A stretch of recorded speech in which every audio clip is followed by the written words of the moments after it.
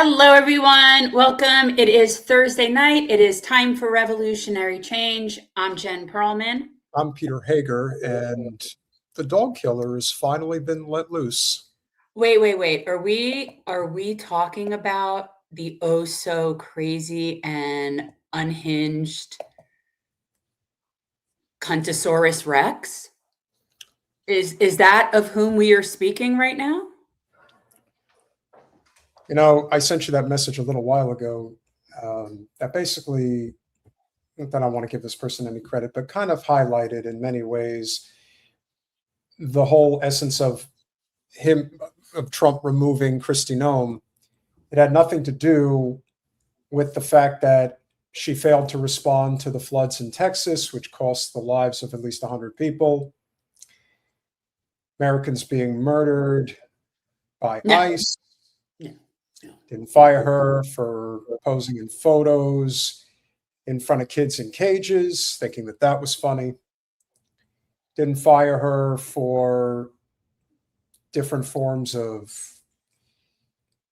legal permit, arresting legally permitted residents and detaining them illegally. Didn't fire her because she was keeping children in concentration camps without access to water. What was that called again there? What was that called? No, he fires her because she's the sacrificial lamb. And I recall saying this, I don't know when it was, maybe a month or so ago, saying, yeah, they'll be hanging her out to dry shortly. I actually thought it was going to be a toss up between her and Kash Patel as to who was going to go first. But yeah, she was never long for this administration. She was always going to be one of the first people to go. Yeah, well, again, she's completely in over her head, as are a lot of other people. You did say Kash Patel would be the other one. He probably will be, but he's been out of the spotlight for the past, well, ever since things started in Iran. I mean, because I haven't even been able to share my Kash Patel graphic with you. Oh, googly eyes. He's got to be googly eyes. Oh, there you are. Yeah, that's it. Yeah, but I love those guys. Those guys are American heroes. He's not. You see how the eyes go? Yeah, well, of course. He's got googly eyes. Something out of one of those like toys that you send somebody. But yeah, you know, sometimes the art comes to me and we don't like, then it doesn't get used until it gets used. And I hope that it's still relevant, but Rachel assures me that that's still relevant. Senators pressed Noem on the DHS shutdown and shootings. Here are key moments. Right. I thought this was, if you scroll, we're not going to listen to it, but the written part breaks down just the key points, which was kind of, it's kind of good. Homeland Security Secretary Kristi Noem testified before members of the Senate on Tuesday amid a pause in funding to her agency and increased bipartisan scrutiny of her leadership. DHS has been shut down for nearly a month after lawmakers failed to negotiate a budget deal to fund the agency and agree on changes to how immigration officers operate. Noem told lawmakers on the Senate Judiciary Committee of the DHS shutdown is affecting regular Americans, including making air travel more difficult. Senate Dems have chosen, of course, it's always the Democrats' fault, it's always the Republicans' fault, it's always the other party's fault as to why things are bad, have chosen not to fund the department and have held the department hostage, she says. As a result, critical national security missions, including border security, immigration enforcement, aviation security, disaster response, cybersecurity, and the protection of critical infrastructure are all being strained. It's amazing that she would actually put that on the Democrats as if somehow they're interfering with these inhumane immigration tactics that they also utilize throughout Obama and Biden's administrations. But yet she's going to try to pass it off on them. You know, like this is just, but anyway, this is sort of the precursor because this is prior to her being outright fired. But these were the key points that I thought were relevant regarding what were during her testimony. You know, you think things are bad enough as it is when it comes to homeland security before we decided to do Israel's dirty work and start a war with Iran. Now that we have, what in the hell is the World Cup going to look like now? Here are some key moments Minnesota stayed front of mind. Minneapolis stayed front of mind. Minnesota, Minneapolis, same shit. Republicans called for the hearing just days after CBP officers shot and killed 37-year-old Alex Preety in Minneapolis in January.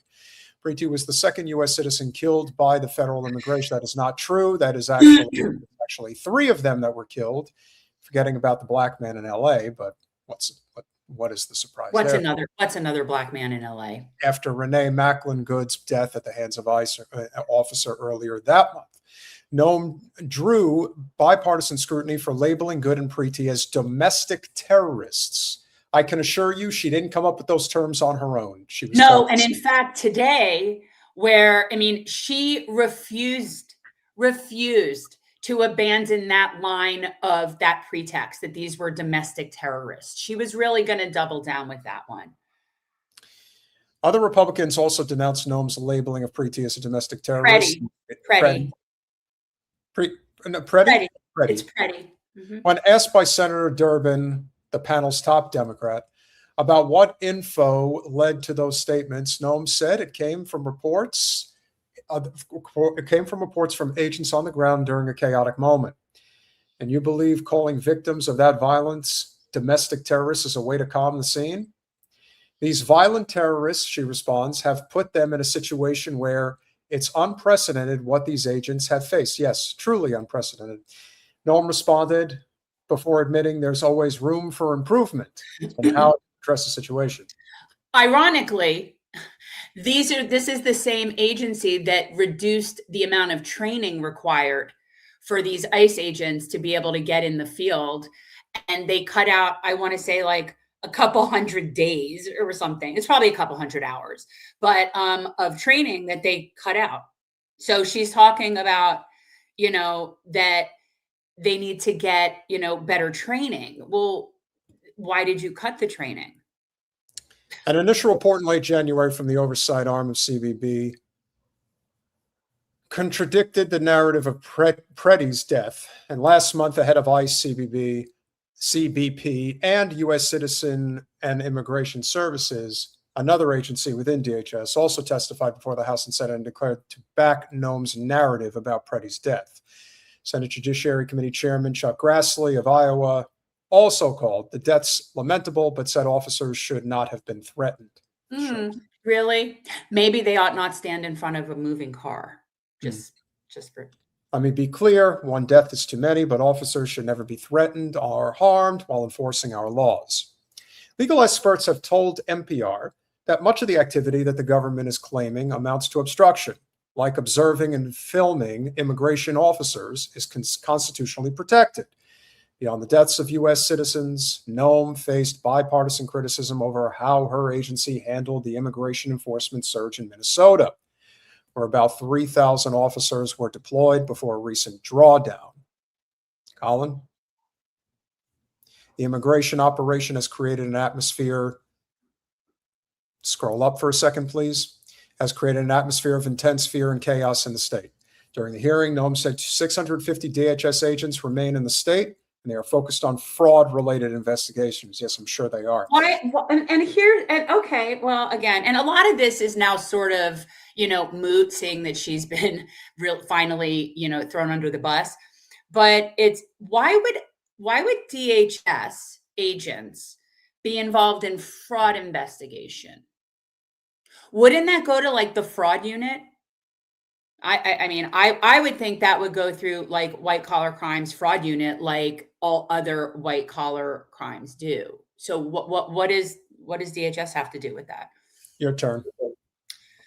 So Noem's leadership was questioned. Although there was some bipartisan scrutiny of Noem's leadership at the hearing, lawmakers largely stuck to party lines. Democrats were critical of her spending, arrest tactics, and deportation targets. Republican members of the committee had a range of questions, including on the domestic terrorism label and advertisements encouraging immigrants to self-deport, an ad campaign worked on by a firm run by the husband of the former chief DHS spokesperson. You can't make this shit up. Okay, scroll. Noem declined being involved with the contracting process and told senators that Trump knew she was doing an ad campaign. Okay, scroll down. Let's just hit the points, because really that's the key thing, is like, what's the third point? Okay, third, Democrats, DHS shutdown demands were discussed. So Democrats have spelled out a list of 10 demands to change the behavior of immigration officers, but finding consensus has been tough. Some asks, such as requiring immigration officers to wear body cameras, have bipartisan support. Noem agreed that the body camera program needed more congressional funding. You see, this is how they do it. This is the propaganda. You need more funding. And so they just get more funding and they end up not using it for what they say they're going to use it for. That's how it works. There is also some bipartisan interest into the kinds of warrants DHS uses. Noem told lawmakers that immigration officers have used administrative warrants, which are not signed by a judge, 400,000 times, but only 28 times to enter a home. You should never be using those. That's just not, okay, keep scrolling. Let's see what number 4 was. Was that it? Just top 3? Was that it? The top 3 points? All right. So those were the key issues that were talked about at the, dare I say, at the Cuntosaurus's hearing. I'm a little sad that I won't be able to be using that anymore. It's always sad when one bites the dust and I have to forfeit use of a really good graphic. There is a reason above all others. There are many reasons above all others to dislike this woman and what she represents. All the times that I've been traveling for business over the past year and seeing her face on the screen at the airport, talking about safety. And I'm thinking, well, whatever safety is, it's not going to come from somebody like her. But more than any other reason to dislike Kristi Noem is her lack of humanity. And by that, I mean the way that she views those that are probably considered the most important creatures on this earth, and leave it to Senator Tillis, a Republican from North Carolina, to spell it out as well as anybody could. Secretary, I read your book last week. And honestly, some of the parts of it impressed me, but some of it distresses me. And I'll give you a good example of one that does. The passage where you talk about killing a dog that was 14 months old. I train dogs, all right?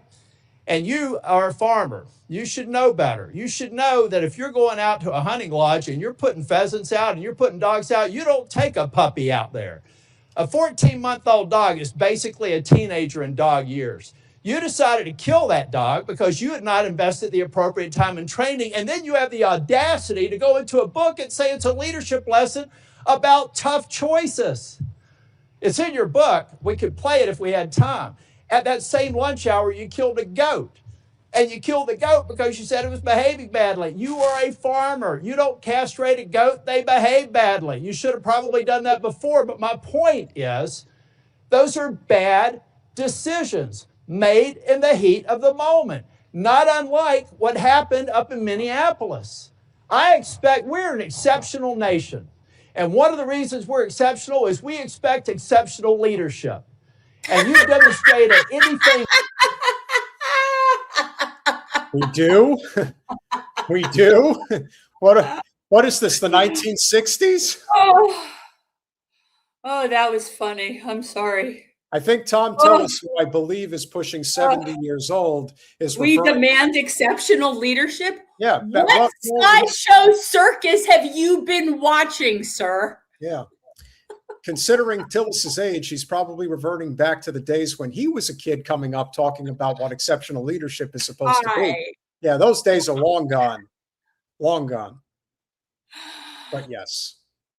That was funny. But that, and the time that I've seen you responding to the emergency in North Carolina and across the Southeast, and acknowledging when mistakes are made, and speaking too soon for the expedient of social media or whatever it is. I'll leave you with this, Ms. Noem. I'm expecting answers to Charlotte's Web. I requested it a month ago. That was one of the investigations in Charlotte, 20 minutes from where I live. All I asked for, if it had to be anonymized, was information so that I could determine if your hit rate is right. I want to find more of those people, and I want to detain fewer of the others. Oh, that was funny. Thank you. Anybody who abuses animals is a psychopath. Yeah. Frankly, that's probably the type of person that needs to be running a Gestapo organization like the DHS. Except for she's also completely unqualified to even be in charge of any sort of punishment bureaucracy. She has no qualifications. You know, again, as an abolitionist, it's all a bunch of shit to me. But I don't understand how she was qualified to be governor. I'm missing something. But then again, and Rachel and I were discussing this today, I'm not, as somebody without a penis, I'm not qualified to speak to her skill set. So I don't know, you know, what that's about. I guess that must be it. I don't get it. Well, as we've said before, anybody who's willing to hurt dogs, goats, and considering that you are now the proud owner of a property that will have dogs and goats and chickens. No, chickens. Right now we're just chickens and one dog, but we'll see what happens. No, I have a very strict policy against goats. I don't do goats. Sorry. Why not? All problem stories that are farm stories all involve a goat. Sorry. Those things are nothing but mischief and trouble. Also, if there's so many things you have to, for them to be productive for you, it's a pain. They don't really, unless you use them for like eating brush, they're way more mischief and trouble than they're worth. And so many problems and bad stories start out with, there was a goat. No goats.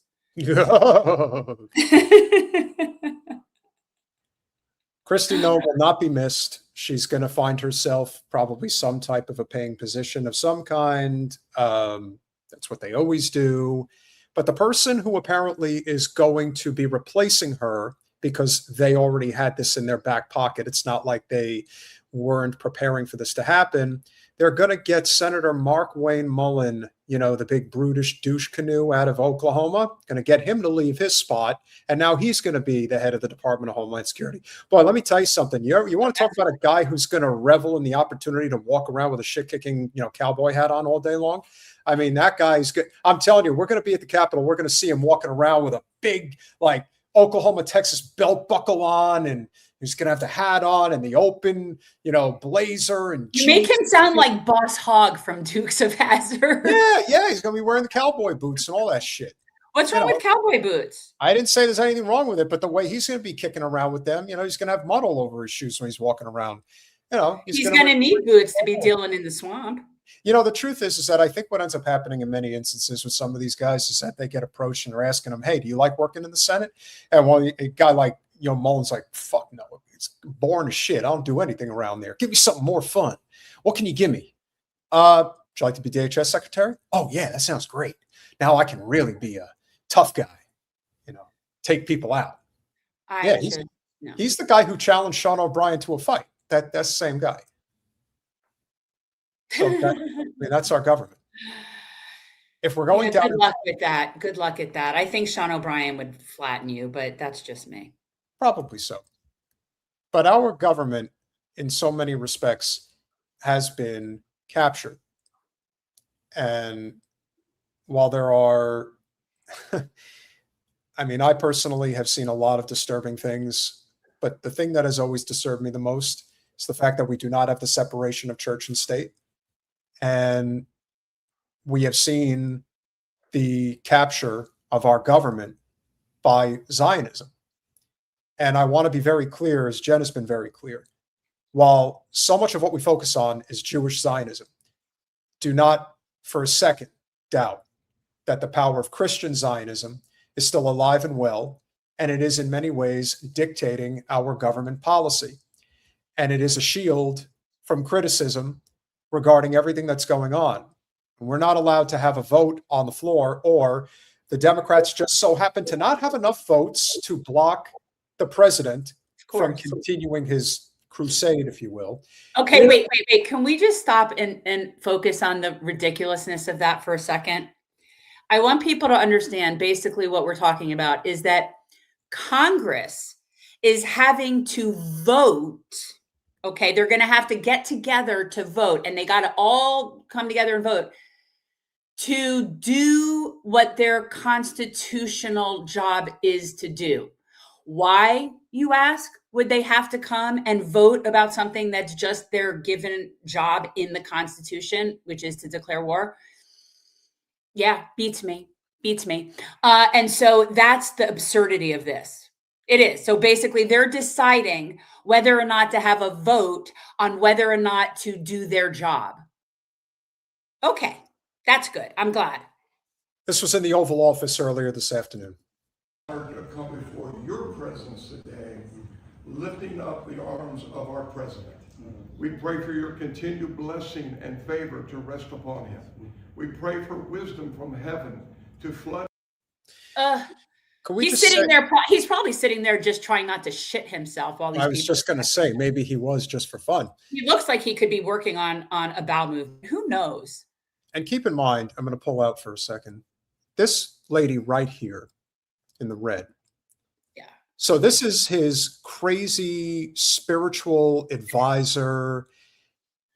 But make no mistake. Right, like Marianne. She's like Marianne Williamson, but for the red team. Okay, yeah. I got it. So let's be clear.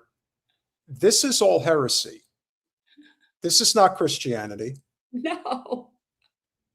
The people that do things like this, oh my God, this is their way of shielding themselves from the crimes against humanity that they are so obviously committing on the regular.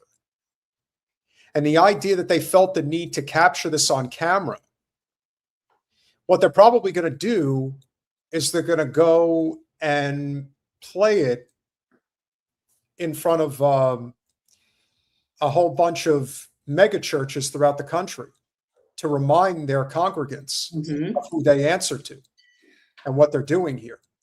Now, isn't that similar to what Hegseth, I guess, did, which was when they gave the prayer, or they gave some sort of prayer prior to going into deployment, and they did this thing, and it was like this very religious, mission-oriented sort of speech regarding what your service members are, what your mission is. And it almost made it sound like a holy war.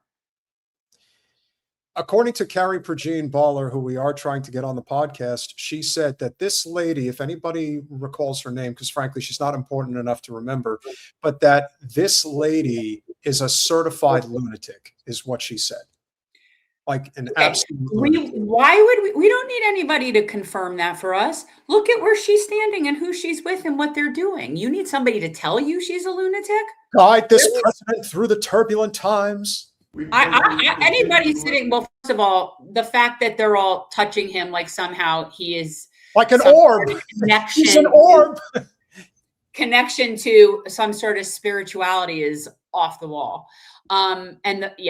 Yeah, because these are the people that Jesus would hang out with. These would be Jesus's friends. Yeah. All white. To rest upon him. We pray for wisdom from heaven to flood his heart, his mind, and Lord, you will guide him in these challenging times that we're facing today. I pray for your grace and your protection over him. I pray for your grace and protection over our troops and all of our men and women serving in our armed forces. And Father, we just pray you'll continue to give our president the strength that he needs to lead our great nation as we come back to one nation under God, indivisible, with liberty and justice for all. We pray your heavenly blessing upon him in Jesus' name. Amen. The United States of Jesus, huh? Oh my God. Yes. Because Jesus was a U.S. citizen person. Jesus was an American. Jesus would have fought for the red, white, and blue. Jesus cared about things like borders and locking people out. Yeah, that was Jesus. This is the lunacy of these people. And the fact that anybody does that in the name of what is some people's spirituality is just, it's really cheap. It's very low-hanging fruit. It's like, like it doesn't serve anything. It's absolutely blasphemous, and it doesn't serve anything other than a financial, and well, it is primarily just a financial cause. Remember, for so many people, this is just a job. But in the meantime, you end up getting a lot of people killed in the process in the name of everything that is going on right now. That is why this story that you wanted to touch upon was so significant, as it ties in with these religious charlatans. Those religious charlatans, everybody in that room, they actually think Jesus was a white guy. They think Jesus was a white guy with like fair skin, blue eyes. Yeah, frail kind of, Straight hair. Straight hair. Yeah, it's straight hair too. Don't forget that one. Yeah. Straight, very light hair, blue eyes. Yeah. Yeah, it's a nice delusion to have. Now, while everybody is caught up with the cornball activity in the Oval Office this afternoon, this is the type of stuff that's going on in our country or outside our country that is putting us in an extremely vulnerable position, whether it is service members or just Americans abroad. Trump administration criticized as thousands of Americans are stranded in the war zone. U.S. officials and the president himself have struggled to explain why the government wasn't better prepared for the consequences of Iranian retaliation. Maybe because they don't actually have a plan, and they actually thought that what they were going to accomplish was simply going to be done within 4 days, as someone said. We're already in day number 5, actually day 6, excuse me. They really thought that they were going to cut and run. They thought they were going to hit them, they were going to get the Ayatollah, and that would have been the end of it. And everything, and all the little munchkins were going to come out from underneath the yellow brick road, and everybody was going to be happy. But it's absurd about this. What's so absurd, and this should concern everybody here, is that if we knew this, then that means they knew this. They know 10 times more than what we know. Right. So they knew this. Well, Trump might not. He very well might not know. Because I actually do think he gets very bad intel, and that the people that are really calling the shots just tell him. And I think he doesn't really care, and I think he's oblivious. But they know, the people in charge know the truth. So it's sad that I shouldn't know things that they're pretending to not know. In the days after the U.S. and Israel launched an air war against Iran, the State Department issued new advisories warning Americans to reconsider traveling to several countries in the region. By then, it was too late. God in heaven. Thousands of Americans are now stranded in the Middle East, West Asia, as Iran retaliates with drone attacks on U.S. facilities, prompting Democratic lawmakers and current and former State Department officials to sharply criticize the Trump administration for failing to plan for what they say was a predictable scenario. By the way, if there is one good thing that has come out of the attacks today, Iran has officially blown up Ben Gurion Airport. So that's nice. So that's good. Good. So this and just to, I mean, you sort of just jumped into it without saying the premise basically is that this government, this country, this administration, they don't care about Americans any more than anybody else. They are stranding Americans overseas. They don't care. They don't care about our service people. They don't care about our citizens. They don't care about citizens any more than they care about the undocumented people. They don't give a shit. We're all expendable. You would have had fewer people in harm's way, as senior State Department officials said, on the condition of anonymity because they were not authorized to speak publicly. U.S. citizens marooned in countries like Jordan, Kuwait, and the UAE have received conflicting advice from the State Department. They were told to evacuate as soon as possible in some places, even though airports were closed. The State Department also advised people to contact U.S. embassies for assistance, only for them to be met with busy signals by harried staffers unable to offer help. You really have to ask yourself, is this sheer incompetence or is there deliberate malice in their actions? I really can't say for certain. It's probably a combination of both. It's both. These issues were predictable, dozens of Dems in Congress wrote in a letter to Secretary of State Marco Rubio. The lack of clear preparation, planning, and communication to Americans abroad is unacceptable and a violation of the State Department's basic mission to provide consular assistance and the protection of U.S. citizens overseas. U.S. officials and President Trump himself have struggled to explain why the government was not better prepared for the consequences of Iranian retaliation. He was busy getting a sermon from a bunch of grifting so-called pastors in his, den this afternoon. And what messages to convey to Americans in the area?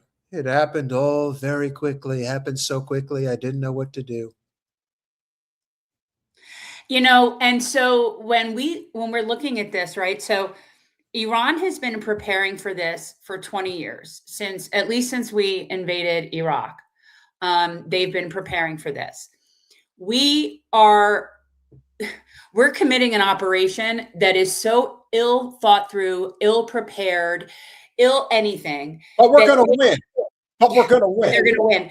But they couldn't even be bothered to evacuate American citizens from dangerous places. And they provide no resources to American citizens overseas to help evacuate them.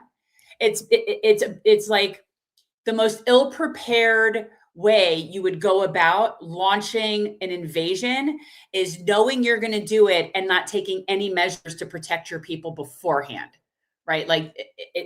So typical. They don't care about any of us. Over the past few days, the U.S. Embassy in Jordan was evacuated because of the threat of an attack. U.S. Embassy compound in Kuwait was struck by a drone.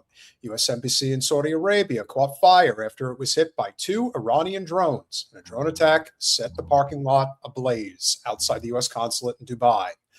At least 6 American service members have been killed. Yeah, that you've been told about. Trust me when I tell you it's a hell of a lot more than that. Oh, it is. And our good friend Anthony Aguilar is in the chat tonight, and I'm sure he can verify it. Since the U.S. and Israel attacked Iran, but there have been no reports of American civilian casualties. Ooh, yeah, well, we really don't want that to be coming out. What are they going to say? What are the shitbirds out there going to say when they find out that American civilians are getting killed? These guys signed up for being in the military. They knew what they were getting themselves into. That's really the attitude, believe me, of the people defending this, defending what happened to Brian McGinnis and anybody else who stands up against what's going on. They're like, you're being a bad American. Well, one of the things we're going to talk about with Matthew is we are seeing a rift, a big rift, not just among citizens, but within the military. Oh, yeah. You just had one veteran break another veteran's arm. Yeah. So if we're that fractured, all pun intended, if we're that fractured, we think that we're somehow going to beat a 3,000+ year-old empire where they're all totally united against us. It's really absurd. In the annals of history, this will be laughed at.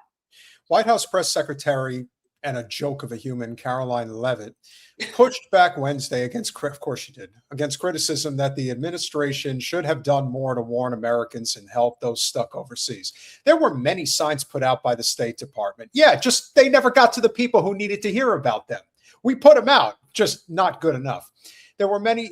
She added that Rubio issued level 4 travel advisories dating back to January for many of these countries in the region. Again, who would have anticipated that the United States was going to do Israel's bidding and start a war with Iran? That looks like it could spiral into a world war, because that's we knew that, and they also knew. See, here's the way I think. Right? They knew, and they know that Iran is going to target our bases in all of those Arab nations. We knew that. We knew that would be their first go. We knew exactly that that's what they were going to do. And in a way, we wanted our people to be sitting ducks. We want those people to be sacrificial lambs. We think that they think that somehow that'll rile us up the way that the Iranians are riled up against us. And it's just not going to work. It's just not going to work. This is the highest level amounting a do not travel warning. A handful of countries had that designation before the war, including Iran, Iraq, Lebanon, Syria, and Yemen. You mean all the places that Israel is carpet bombing now? By the way, for those people that kept their fucking mouth shut about what was going on in Gaza and the genocide that clearly has taken anywhere from 500,000 to 750,000 people, they're now about to do the exact same thing in southern Lebanon. But because that's considered more of a civilized society like Beirut, now people are all of a sudden going to care, because Beirut is a desirable location, and it isn't very Muslim there. It's actually very Christian there. Did you know that, ladies and gentlemen? Southern Lebanon, not very Muslim, very, very Christian. Actually, Lebanon in its entirety is actually a Christian nation, much more predominantly Christian nation. But don't say that out loud, Jen. But don't say that out loud. Christian Levant. The people in Levant got all divided up. We know this, right? So the Lebanese tend to have been Christian. But it was only after the air campaign was launched over the weekend that the State Department issued level 3 reconsider travel advisories for at least 7 countries that now included Cyprus and Qatar. The Defense Department said the military planned to aid the evacuation with C-17 cargo planes, and State Department officials said they are arranging charter flights. Again, what's the point? Airports are not only shut down, they're shut up. So how is everybody getting out? How many Americans are now going to die? How about how many Americans are now going to be prisoners of war? How many of them are now going to be tortured? Well, those are the losers. Those are the losers. Remember, Trump says if you themselves captured. I don't like losers and dumb people. Late on Wednesday, the State Department said on X that one such flight had departed the Middle East, was en route to the U.S. It's just, the point is that not only does this demonstrate ridiculously incompetent planning, lack of planning, and it's also very malicious, but these people have no idea what they're doing. No. They have no idea. They don't even know what their own end goal is. So how do you create any sort of strategy? And we'll talk about this with Matthew, because I don't know how you can create any sort of strategy when you don't have an end goal. So as of Wednesday, the State Department said it assisted nearly 6,500 Americans abroad, so they say. Current and former diplomats said the administration's drastic cuts to the State Department's workforce, as well as its failure to nominate ambassadors for several of the Arab countries affected by the crisis, had left the Foreign Service shorthanded at a moment when it needed seasoned veterans to manage a growing crisis. How much longer is this, Colin? Okay. it's not. They were, I only picked like fairly short. The American Foreign Service Association, which acts as a union for employees of the U.S. Diplomatic Corps, said the crisis exposes real gaps in America's diplomatic readiness. Sure. The association said that it warned the State Department's capacity has been weakened by the loss of experienced personnel and critical regional crisis management, consular and language expertise, including specialists in Farsi and Arabic skills. Yeah, because we're now we don't want to have anybody that speaks a language that can communicate with countries that we just don't like anymore. Skills indispensable in moments like this. Cody Green, 36, an American from Tampa, Florida, was on a work trip to Dubai when the war broke out. It's my son's first birthday today. I promised my wife I'd be home in time, and look what's happened. You just better hope you get home, period. I guess you ought not do business in, sort of Riviera, a capitalist Riviera built on the backs of, oppressed people. What type of business are you doing in Dubai anyway, I think is the bigger question. Brandon Green, I feel betrayed and left out to dry by my own government who started this whole thing without any plan in place to get their own people out. Well, those are the risks you take, pal. That's capitalism. I don't wish any ill will. That's capitalism. Whenever people in positions that are very capitalist positions criticize things that are so blatantly because of capitalism, I find that very poetic. The reason this is so significant is because right now, the level of danger that is going to come from this, more than any other reason, is because of how Israel conducts business, how they are responsible. And listen, on Saturday night, I'm going to be addressing the fact that you got all these MAGA shitbags out there going after Candace Owens because she dared to say that Netanyahu was behind 9/11. Now, whether or not he was actually the person behind it or not, to suggest that Israel did not have something to do with 9/11 when you consider all of the smoking gun evidence surrounding Howard Lutnick and Larry Silverstein, please, when everybody is now, and this is the thing, Jen, we talk about this, so many people tend to tell on themselves. So the fact that Candace says what she says, and then every paid grifter for either MAGA or Israel now in unison is attacking Candace, you can't possibly make yourself look more guilty. And the person who we both agree is probably the most protected that can speak to the dangers of this is Tucker Carlson. And of course, you would hide your own crimes. So, but there's a way to end that. So, Kennedy assassination, 9/11, But let's start with the purported assassination attempts on Donald Trump. Now, why are those significant? Because yesterday, the president of the United States said, I did this. And by this, I mean killed the head of state of Iran, the Ayatollah Khamenei. He tried to kill me twice, but I got him first. It's almost. Who is the person that said to the Donald that the Iranians are trying to kill him? Who was the person who said it, Jen? Who came to him and said, oh, the Iranians are trying to kill you? Milikowski. And of course, there's no way that that man would ever lie to me. He only tells me the truth. At least that's what Miriam Adelson says all the time. I totally have to trust Milikowski because he totally knows. A verbatim quote from the president who thinks that. He's been told that. Get it. What do we know about that? Where did that intelligence come from? It's not intelligent. Prove that the government of Iran, run by the Ayatollah, this religious leader, tried to assassinate the president of the United States twice. Do we know where that came from? Oh, it came from Israel. A religious leader, mind you, who had a fatwa against having nuclear weapons. A religious leader that was in favor of diplomacy. So the irony with this. I don't even know if it's so much irony. I just think we are living through what people are calling the great noticing period. And this is why you and I are very confident and aligned on this idea that Israel is not long for this world for two reasons. Number one, they really have truly alienated them. Well, actually, you know what? I'll give you three reasons why.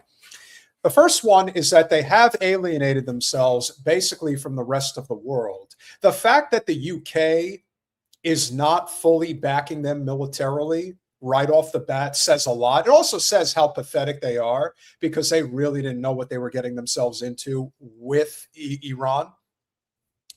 The second reason that they're not long for this world is because of the amount of money that they are spending every day on what they're doing now.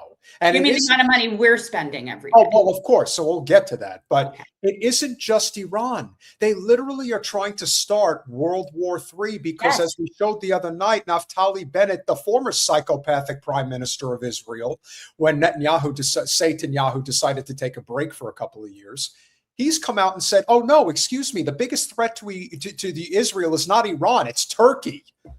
And then, they need to have, okay. At the end of the day, that's their next step, because that's where the fight about Syria is going to come into play.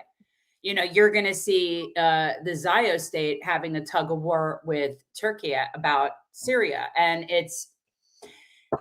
that's the reason that we put what's his face in Syria, was to allow Israel further expansion, except for Turkey was not really in on that agreement. So it's not going to go well. And it'll be really interesting because Turkey's army will kill our army. Like in a way that they have like the second largest land army in NATO. Like I don't see how this goes well.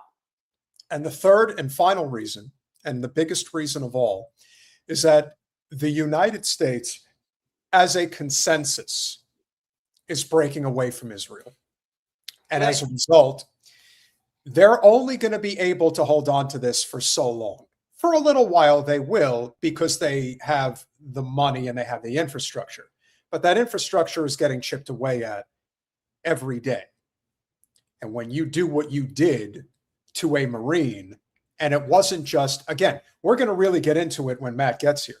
Exactly. The Turks are serious. Let me tell you, they have always been a country that geographically and sort of socially plays both sides, right?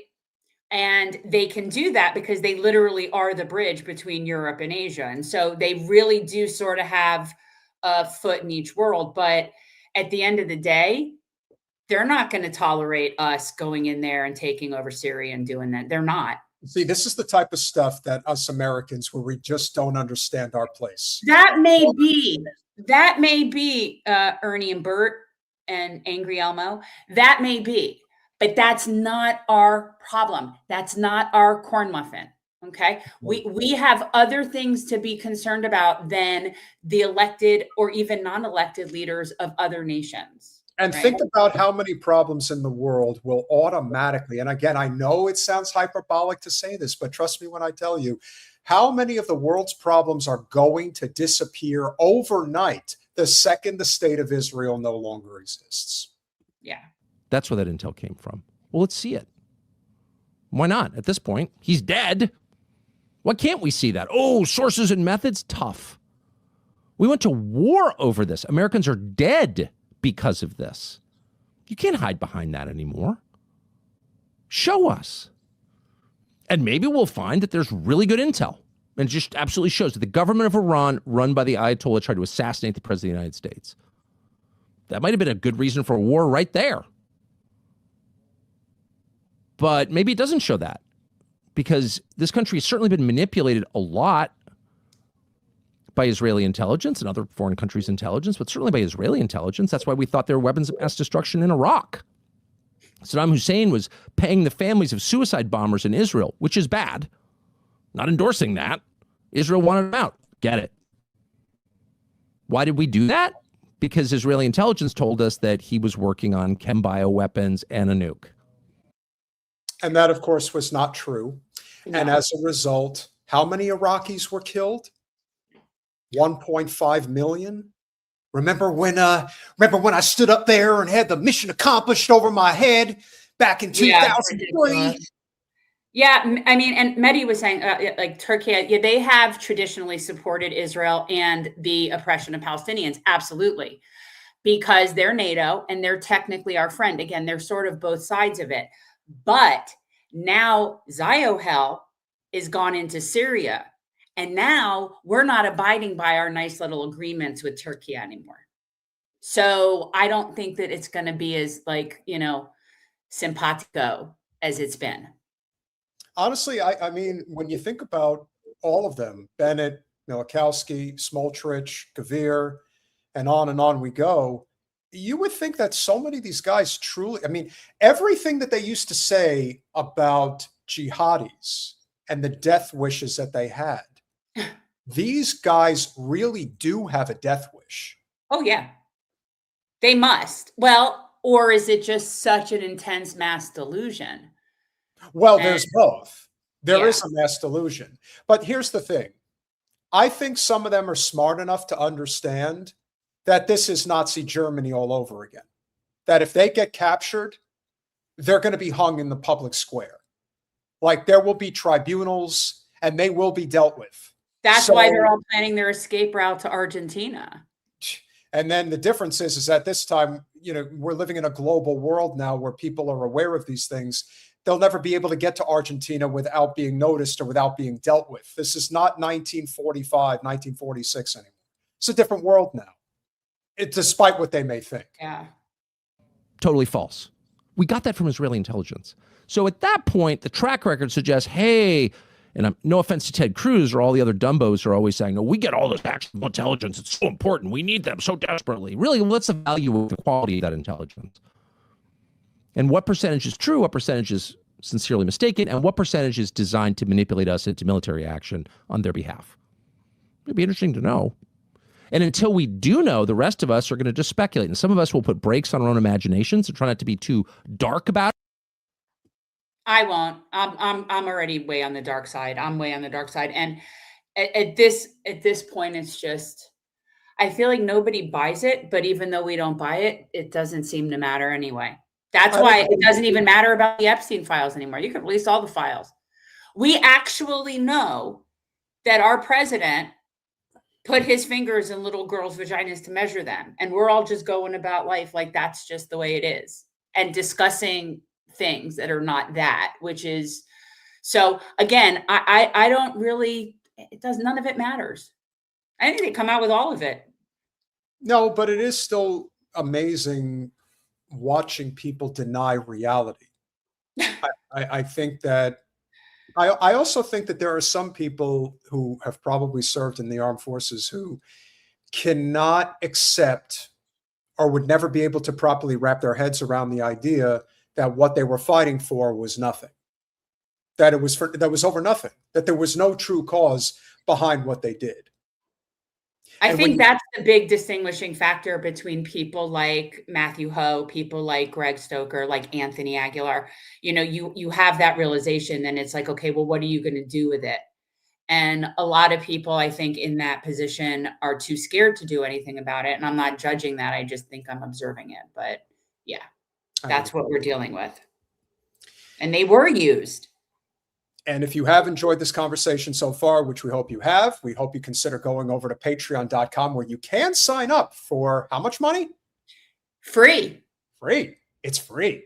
Yeah, but what are you charging for this? Well, if we're charging, it's little as $5 a month. You can become a supporter of our small but mighty, yet still growing despite suppressed channel. We had a little bit of a heater the past few days. We have passed 112,000 subscribers, still no plaque, but we're working on it. Hopefully we'll get to 150,000, and then they'll say, all right, well, I guess we got to get it. I told you I'm never getting that plaque. They're never sending us a plaque. $5. Thank you so much. Really appreciate your support, my friend.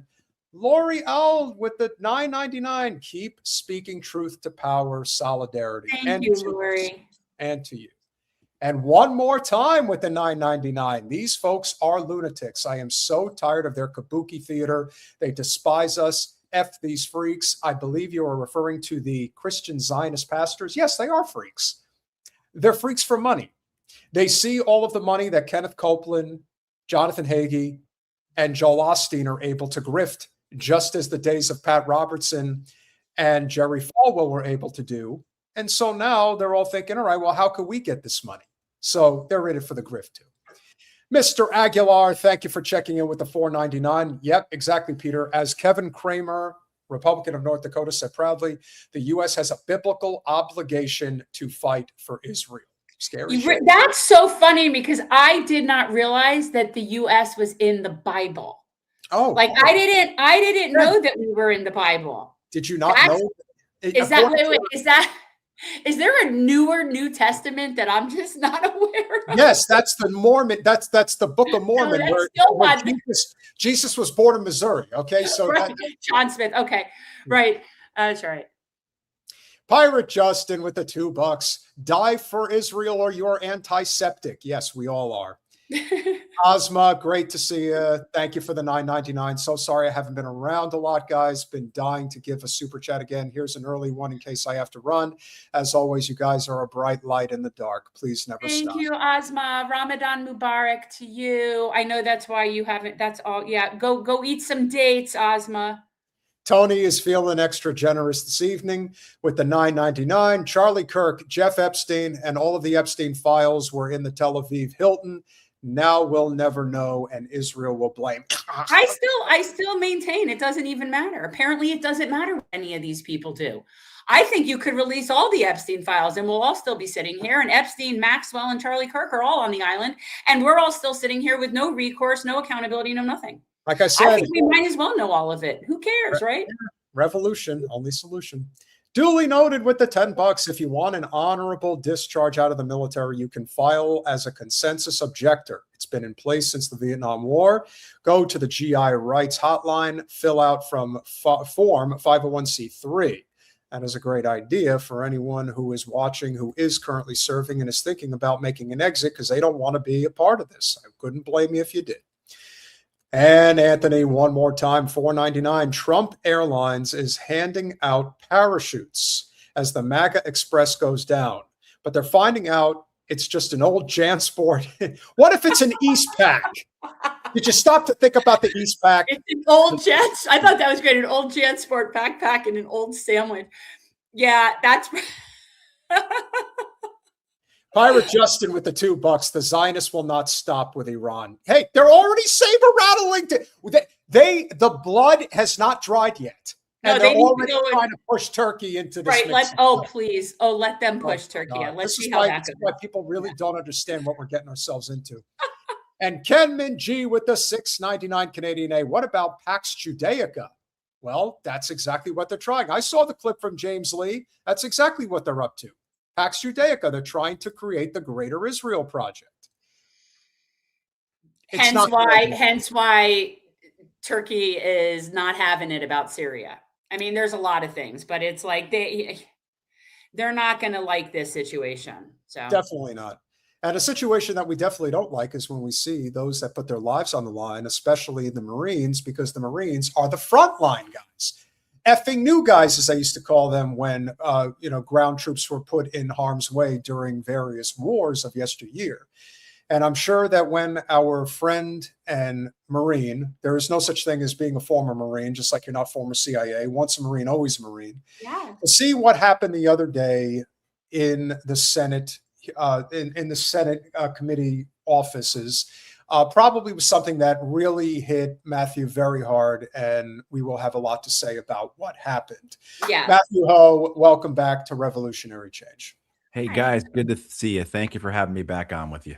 Of Always. course. I mean, you and all your cohorts have been like working the circuit almost 24/7 the past few days. So I know that you guys are covering all the bases, and I appreciate you being here. It's hard to even know where to begin, like with Right. what's going on. So, and I don't know if Peter, if you wanted to start with the incident in the Senate, do you want to start Yeah. with that? Yeah, So- it's going to be, we're going to do it in two layers because there's a video out there that I was able to find that it's not what happened in the Senate. It's what actually is about the guy who decided to snap the arm of Mr. McGinnis. But Right. do you want to just describe a little bit of the background for this whole situation, how this all came about? Because I'm going to play the clip, but it does appear that Brian did not go to Capitol Hill by himself. There are a lot of service members, former and current, that do not want to see us go into a third world war, which is where this is headed. And now that we're facing a very precarious situation where we're probably not going to be able to get out of it, it's getting very dangerous. How would you describe the whole setup to what transpired yesterday? So Brian McGinnis, who's a friend of mine, I've been a friend of Brian's for a few years now. I met Brian because he had volunteered to go on the flotilla in 2024 that was attempting to breach the blockade and siege of Gaza. So the Gaza Freedom Flotilla. That's how I first got to know Brian. And Brian's family, I should say, if people have a bit more context on who he is, his family, his children are Palestinian. So this, of course, is very personal to someone like Brian because what he's witnessing is being done to his extended family as well as what would be done to his own children. So it's something I think much more visceral for him, right? Than just simply the standard empathy I think a lot of us have from watching this afar. By the way, so Brian went up there with a number of people, Josephine Gubeau, and I believe Tony Aguilar was there as well, some other veterans, and disrupting the hearing, expressing his freedom of speech, allowing to protest, to petition his government. He was forcibly removed from the hearing room by what looks like at least 3 Capitol police officers. And then this Senator Sheehy from Montana, who first time he's really been on my radar. He's a brand new senator. Always been in there for a year, I guess. Was elected in 24. He decided to get involved. And as they are trying to get Brian through the door, Brian's arm was in between the door and the door jamb.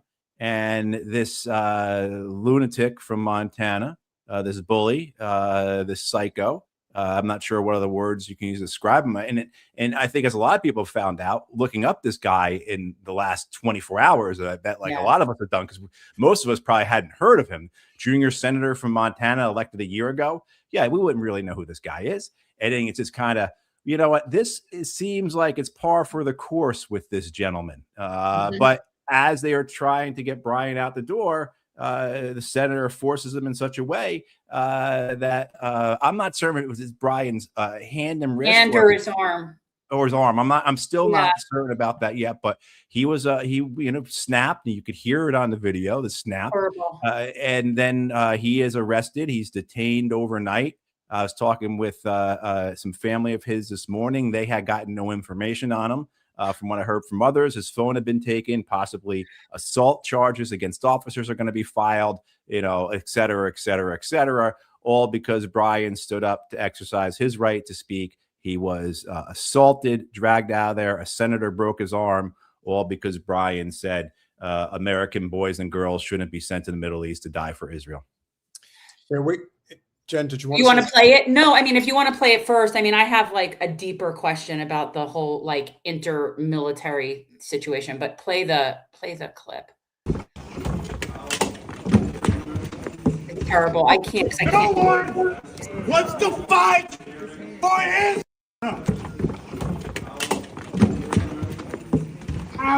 No one wants to fight. Colin, what is wrong with this video? Why is everything streaming very slowly? Can you tell me what's going on? It looks fine on my end. Does it look bad for all you guys? Yeah, it's glitching hard. Or besides you? Jen, yeah, same for me. It's slow on mine. Yeah. Let me try reading it. Please.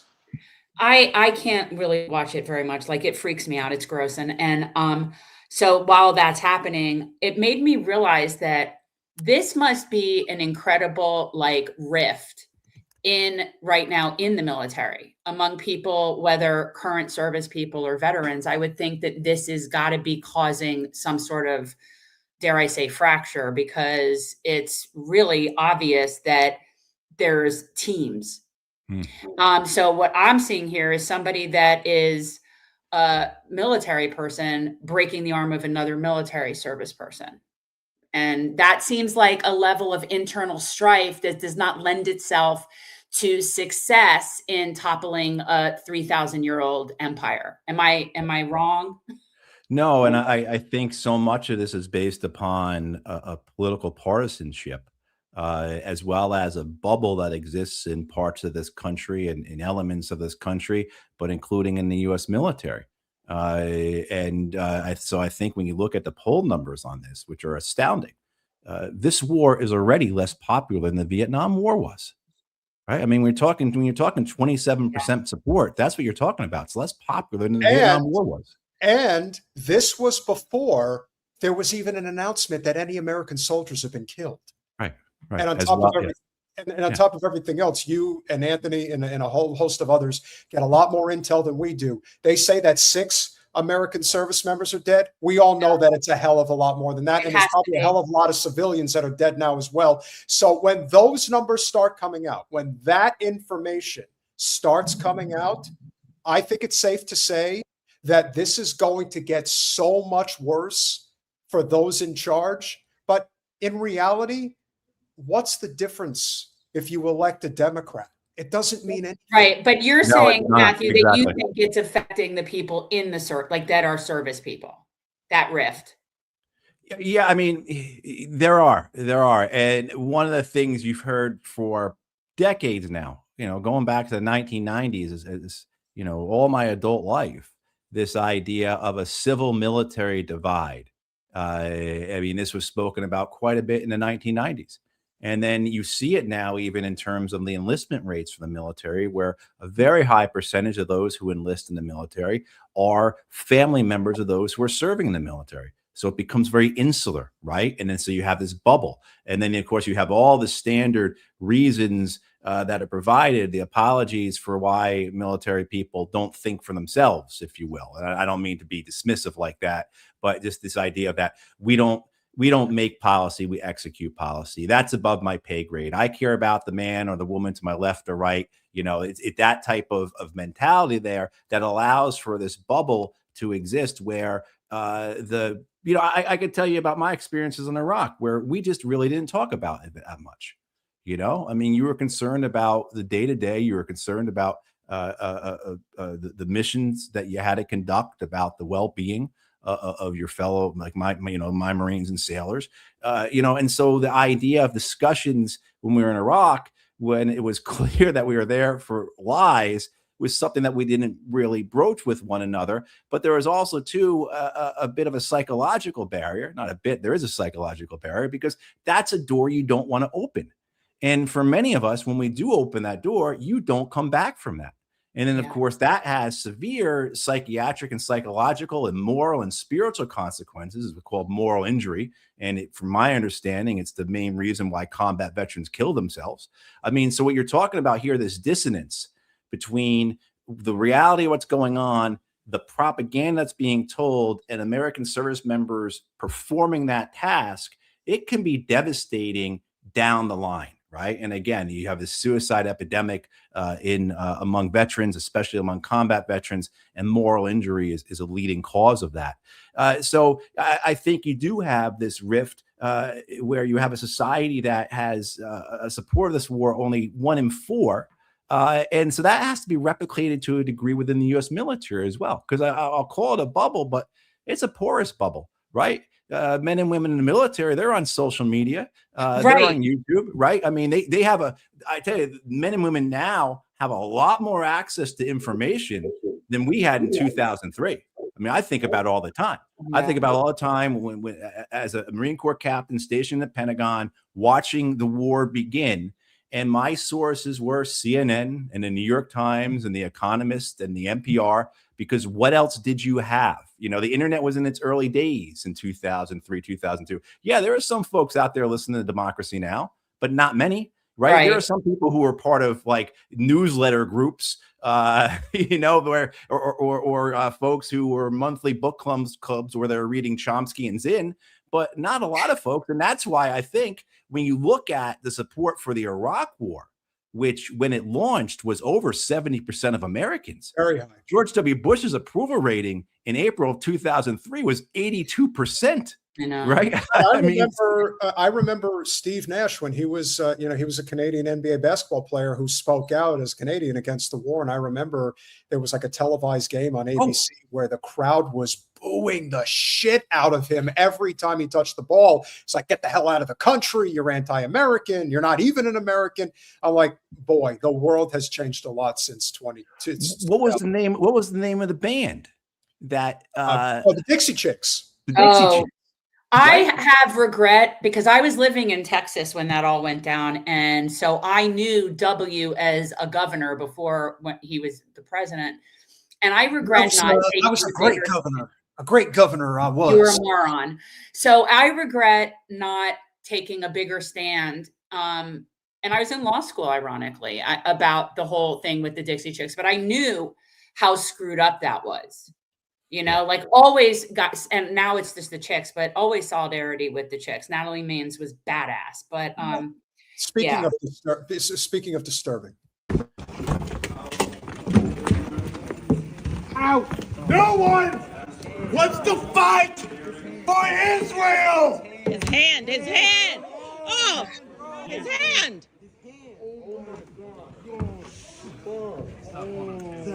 Sir. Let go of your hand. Let go of the door. Let go of the door. The senator broke his hand. A sitting U.S. senator just broke the hand of a Marine. I'm just beyond. I can't. It's freaking me out. It's freaking me out. You know what it is? It's reminding me of the Joe Theismann incident. Can we not keep? I had to watch that over and over and over again for quite a while. I remember watching that, live. I did too. We're all dating ourselves here, obviously, but yeah. I was in San Francisco over Super Bowl weekend, and I was at an event, and Theismann was there, and he and I started talking, and I asked him, "Do you still?" to this day, is there still any issues with that? And he's like, yeah, I've, had to get hip replacement, a whole bunch of stuff. But, I told you that Theismann's father was one of my husband's patients down in South Florida, and he would bring his dad in. And so he actually got, my son has a Joe Theismann signed football because his dad, Well, they all end up needing a urologist at some point. The thing that I know you love about Theismann is that he did say if he had one game to play and he had to choose a quarterback, he would choose Joe Montana over Tom Brady. So I know you as a Dolphins fan. I'm a Gary girl. This might be apocryphal, but my understanding is that the name was always pronounced Theismann, and he started pronouncing it Theismann because it rhymes with Heisman. Interesting.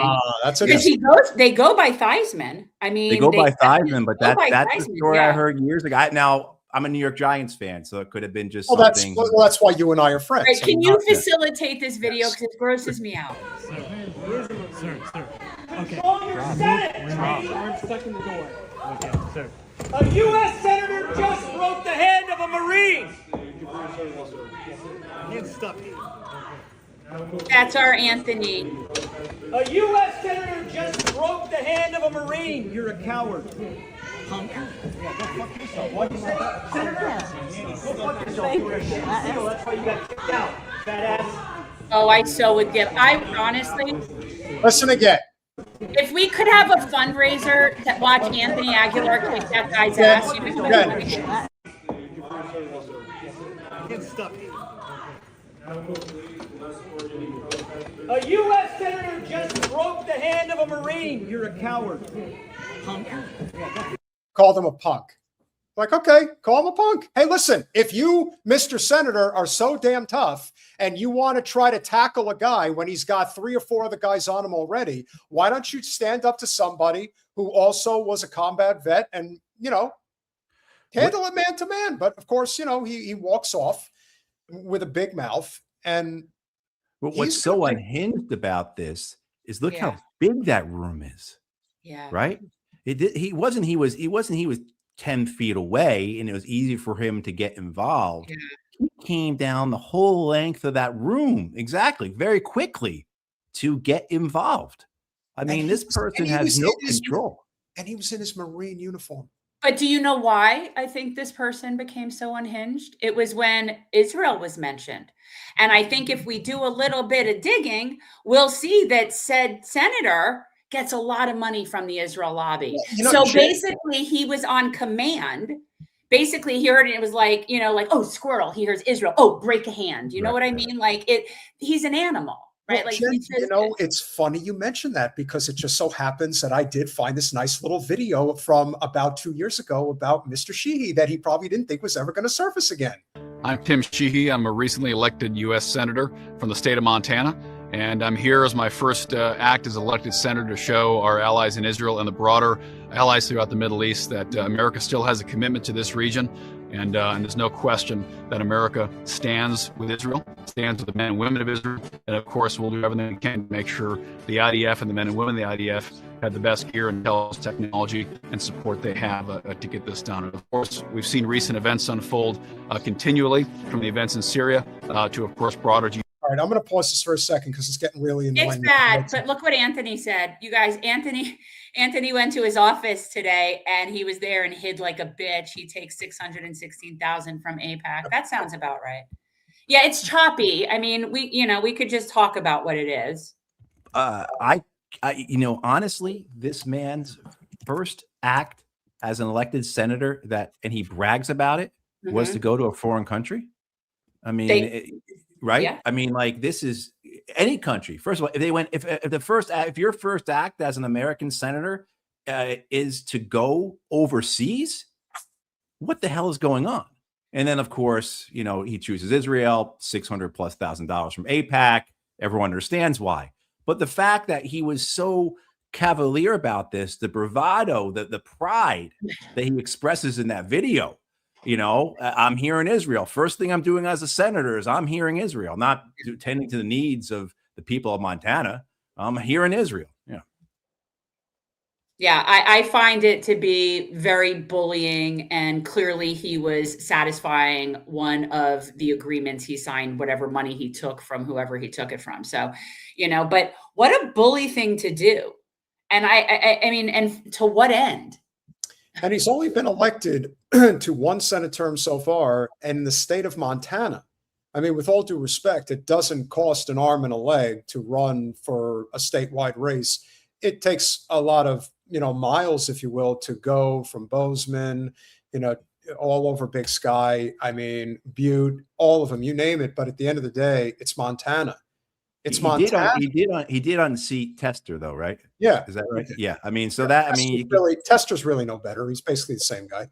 Yeah. And yeah. But at the end of the day, he took almost $650,000 from the Israel lobby to get elected. Yeah. Why? Because at the end of the day, I'm not convinced that elections are real. I'm just not. I think that there is an understanding with certain groups that if you want to get elected, you have to be on board with certain people. And if you get on board with certain people, we'll allow you into the club. Oh, I believe I believe certainly in the idea, Peter, of representative democracy. Yeah. And who are these people representing? I think the system's working exactly as it is meant to work, right? So you have the representatives in Congress, be it in the House or the Senate, who are representing honestly and stridently and genuinely certain constituencies. It's not the people who live in their district or their state, but it is these donors, it's these special interests, it's these lobbies, it's these corporations. Absolutely. Yeah. For sure.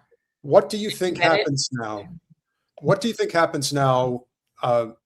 Brian obviously is in the hospital recovering, and we're going to do everything we can, as I've been in communication with Josie, to get him on as many big channels as possible. Hopefully he'll come on ours. This story cannot die, and Senator Sheehy cannot get away with this. They're going to try to sweep this under the rug. Well, but he has a civil suit. He absolutely has a civil suit that he can pursue. That's an assault.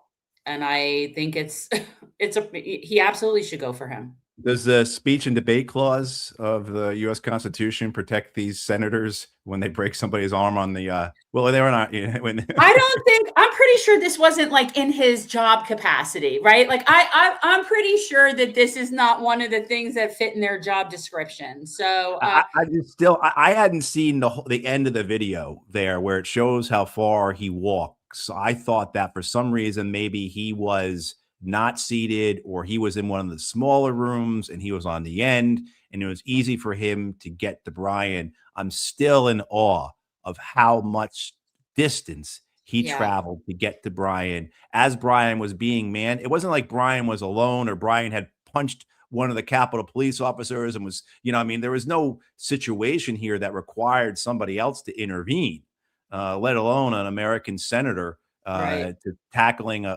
someone expressing and this happens all the time. People disrupt hearings all the time, and they happen. But I think what happens is, or what should happen, hopefully happens, is Brian has a bit of celebrity with this. And I noticed when I looked at his Twitter today, his X, he had over 120,000 followers already. So I hope that there is a bit of name recognition that Brian is able to develop as he begins his run for U.S. Senate here in North Carolina, that this gives him some type of national recognition. People know who he is. People understand his sincerity. People understand what he stands for and why he is doing this, as well as a bit of who he is, the character and the caliber of the man, if you will. That's why I hope comes from this. As far as lawsuits, I couldn't tell you. I did 5 days in law school back in 1995, and I forgot everything they taught me that week. So, yeah. Well, one thing that we've noticed, we've spoken about this with Anthony, we've spoken about it with Butch Ware, there is a desire to change the perception of the Green Party. We have to be able to break away from the two-party duopoly. That's why I encourage everybody, regardless of your political persuasion, to either support the Green Party or the Libertarian Party. Get as far away from the duopoly as you possibly can. It is the only way to extract power away from them, much like, as I try to tell people, start, upping your knowledge on precious metals when it comes to de-dollarization. There's a lot of things that we could be doing to get away from this current construct that inevitably is going to collapse. I mean, it couldn't be more obvious that the empire is going to fall, and what's happening right now in the Middle East makes it even more obvious. But from somebody who has run a statewide race within the Green Party, can you talk about the sort of shifting narrative that you and many others, especially since so many combat veterans are getting involved in a very big way in the Green Party and hoping to change the fortunes of what that party actually is going forward? Yeah, sure. I mean, and just to chime in on what you're saying about the empire dying and with how it relates to what we're seeing happening in the Middle East is, we have that expression, a dying mule kicks hardest. And, that's what we have to be afraid of as this American empire goes into the twilight, if you will. What type of actions is it going to take? How's it going to lash out? as the empire comes to an end. And that's a pretty scary thought, right? What we might be capable of. What we're seeing right now, we're capable of. We're capable of murdering schoolgirls without thinking about it, right? I mean, so, but in terms of with the Green Party, as well as too, I believe there are a number of veterans running with the Libertarians, others who are interested in independence. And of course, as people know, whichever state you're in is going to dictate how you're going to be involved electorally. In North Carolina, it's very difficult to run as an independent. In other states, such as in Maine, it's very difficult to run as a third party person, right? I mean, in every state is going to be different.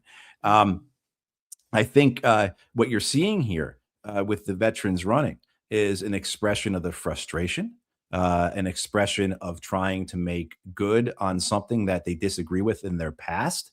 I don't want to get into like a psychoanalysis of the candidates that are running who are veterans, but I think it's fair to say many of them are dissatisfied. Many of them are upset. Many of them bemoan or possibly even regret their time in the U.S. military because they felt that overall it did not serve a beneficial purpose. It did not make their country better. It did not make their society better. It did not make the world better. And so by running to change things as an independent or as a third party candidate, they are still trying to enact some sense of service. They're trying to have some role in the system where they can lead.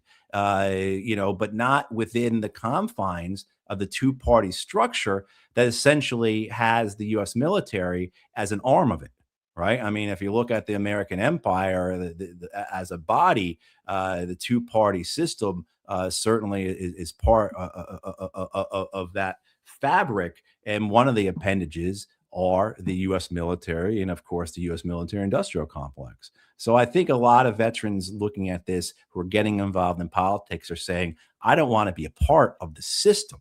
I love my country. I want to make it better. I want to do something to help people. I want to seek justice for people, etc. I want to take on war. I want to take on climate change. I want it so that my friends and family don't have to check their bank account every time they have to go to the doctor, all those things. But I can't run as a Democrat, or for our libertarian-minded friends, I can't run as a Republican. I'll just be part of the system that's doing all this damage, that's doing all this harm. Okay, so then let's check out this independent or this third-party thing. And so I think that's how you find a lot of veteran candidates who are running or thinking of running or getting involved in other ways. Yeah. Can we switch to Iran now, Peter? Can we do that? Yeah. Are you ready? Yeah. You ready? Okay. So, I mean, obviously we're in a shit show situation now that I think some of us, and me largely due to people like you, Matthew, and other people like you, I am aware that this is not going to end well for us. Now, we know that, which I always say is scary. It's like, if I know that, then how come it doesn't seem like the people in charge know that? Like, it's really freaky to me. Like, I should not know things that they don't know, and I know that they know. So can you explain how this isn't just between us and Iran? Like, what the implications are? I don't think people really understand the gravity of this situation, of what happened. Even just particularly us assassinating the Ayatollah. Yeah. Like, I think that has way bigger ramifications than a lot of people are really understanding. Sure. I will say that I am not as doom-oriented in all this, just simply because Donald Trump is so fickle. Donald Trump is so temperamental and mercurial. As we're doing this, as we're having this conversation right now, he could be banging out a truth justice or truth social or whatever he has post, right? Saying we've re-obliterated Iran's nuclear program. It's all over. They better not do it again, right? I mean, he is of a caliber, he is of a type that will walk away from this possibly.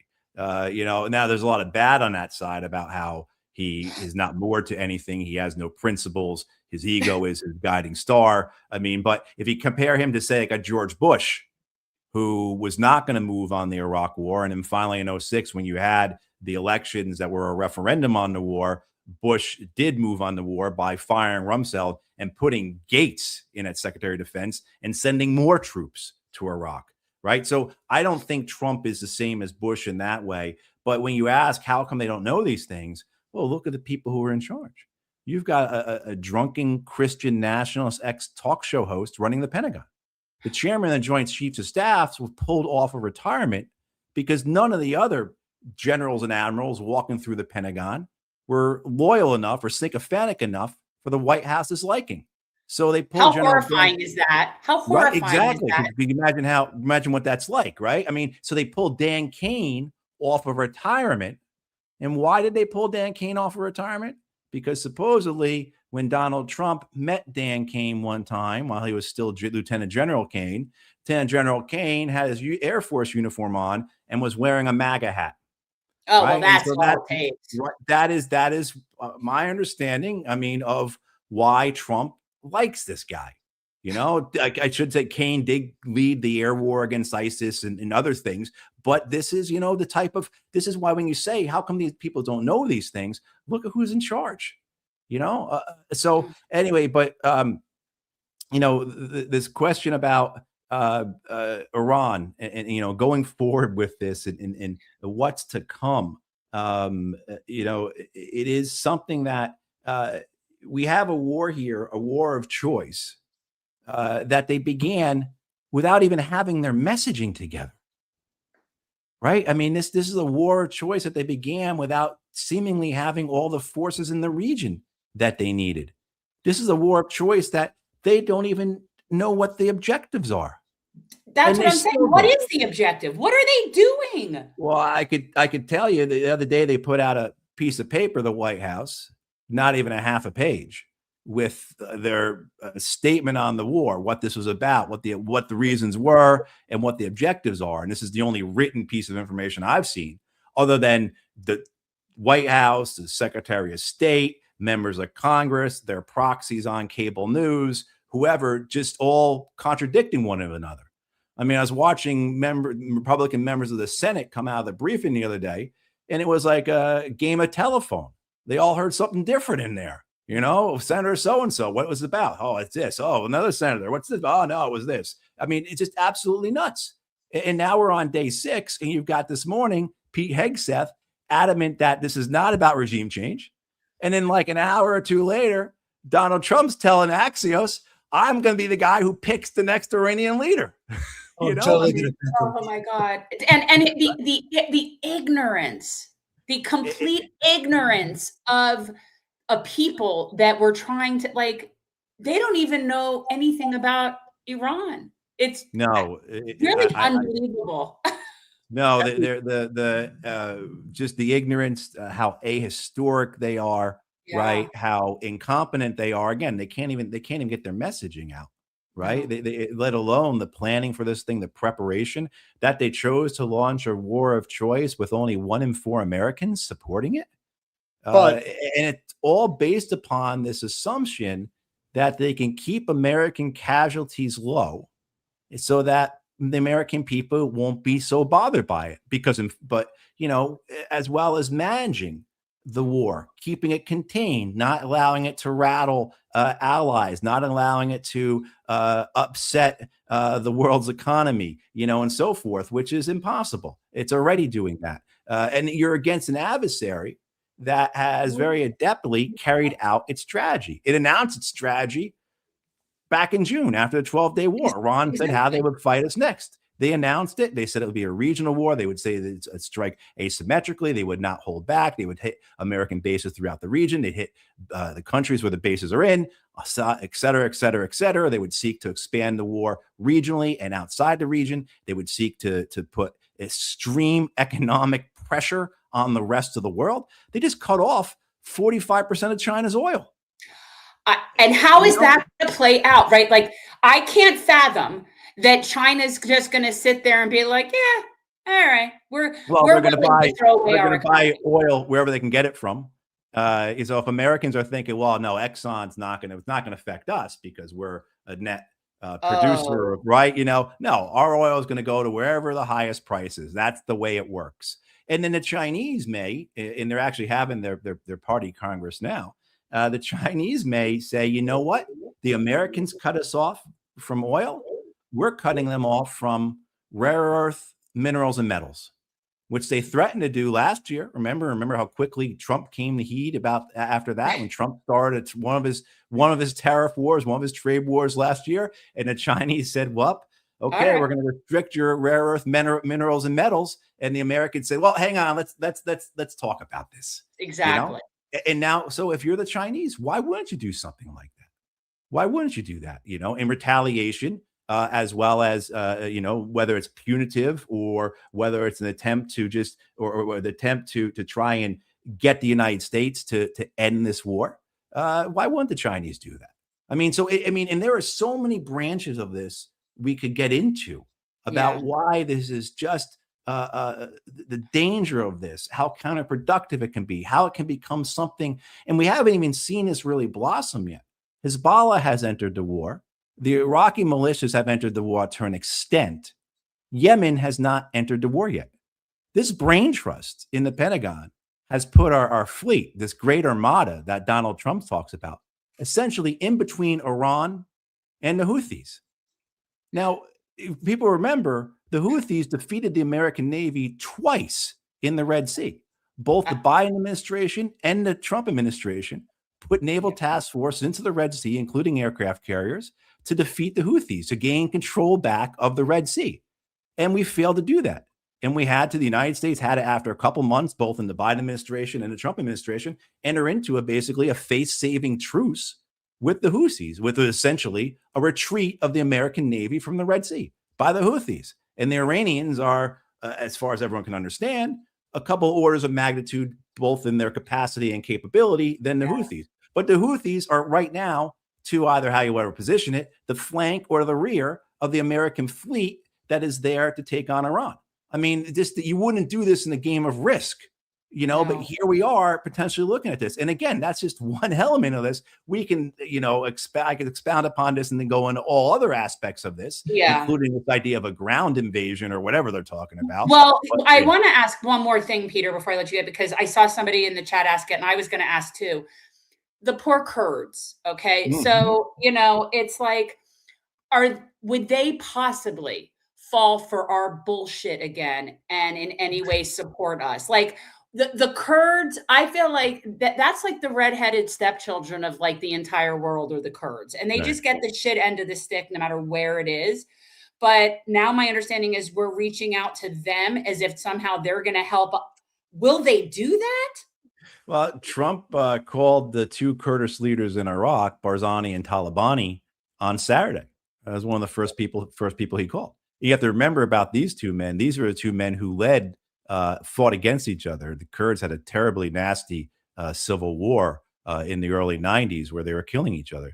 So the two men who lead the Kurds in Iraq, whereas we're from which we would launch our invasion into Iran, are men who are dirty, who are willing to kill their own people, let alone worry about others. The idea of the Kurds being betrayed is not a myth; it's fact. The count I have is 8 times the United States has betrayed the Kurds. My understanding is the first time we armed the Kurds, and it may have occurred before this, I just might not know, was in 1972 or 73. So as long ago as I've been alive, Richard Nixon and Henry Kissinger started giving the Kurds in northern Iraq weapons to cause problems for the Ba'athist government in Baghdad, because the Ba'athist government in Baghdad was nominally aligned with the Soviet Union. And then as the years went by, and as Saddam Hussein took power in the later part of the 70s, and there was no longer that alignment with the Soviet Union, guess what happened? We stopped supporting the Kurds. And then when Saddam Hussein, not very long after that, gassed them, well, we had given components to make the gas, but also provided the intelligence, the targeting.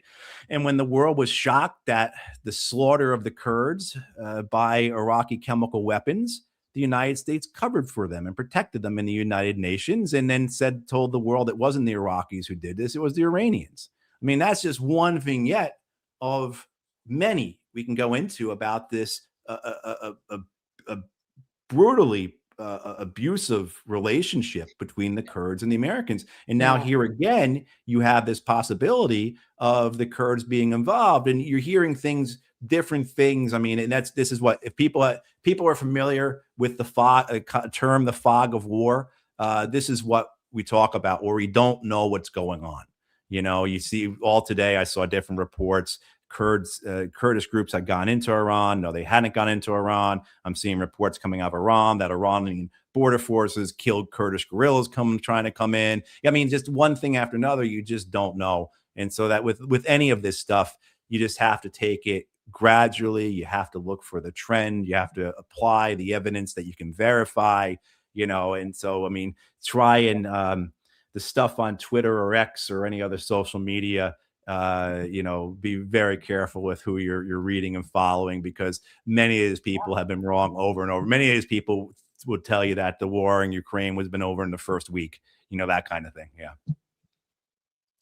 I think I wanted to come back to this story that I think is relevant to why there is this danger of what we're dealing with now, because no one is more dangerous than Israel. Israel will pull as many false flags as they can to try to convince us that Iran is doing the things that Israel is actually doing, to try to get us involved in what, in my opinion, looks like it could be a world war.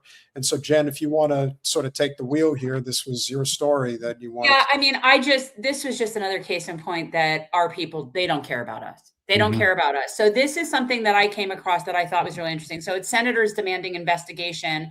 And by the way, I believe this is The Guardian, right? Is this the Guardian article? I think it is. So. And the reason that was interesting is because I'm not seeing this being covered here. So, and not that The Guardian is some pinnacle of great journalism, but I just think it's interesting that they're covering it. So senators demand investigation after 9th American killed by Israeli settlers or soldiers in the West Bank. So guys, this is going on all the while, right? Like this doesn't stop, just like Gaza doesn't stop while these other things are going on. And so, scroll a little here. More than 30 U.S. senators have signed a letter demanding that the Trump administration open an independent investigation into the February killing of a 19-year-old American in the occupied West Bank. He was the 9th U.S. citizen killed by Israeli soldiers or settlers since 2022. The letter, led by Senator Chris Van Hollen of Maryland and addressed to the U.S. Secretary of State, Marco Rubio, the U.S. Attorney General, and U.S. Ambassador to Israel, Mike Huckabee, asks for a U.S.-led investigation and full accounting of where all 9 cases stand, and for the administration to brief Congress on the killing by the 5th of April. None of the cases have resulted in criminal conviction. Okay, so this is going on, and yet I don't think they're fighting all that hard.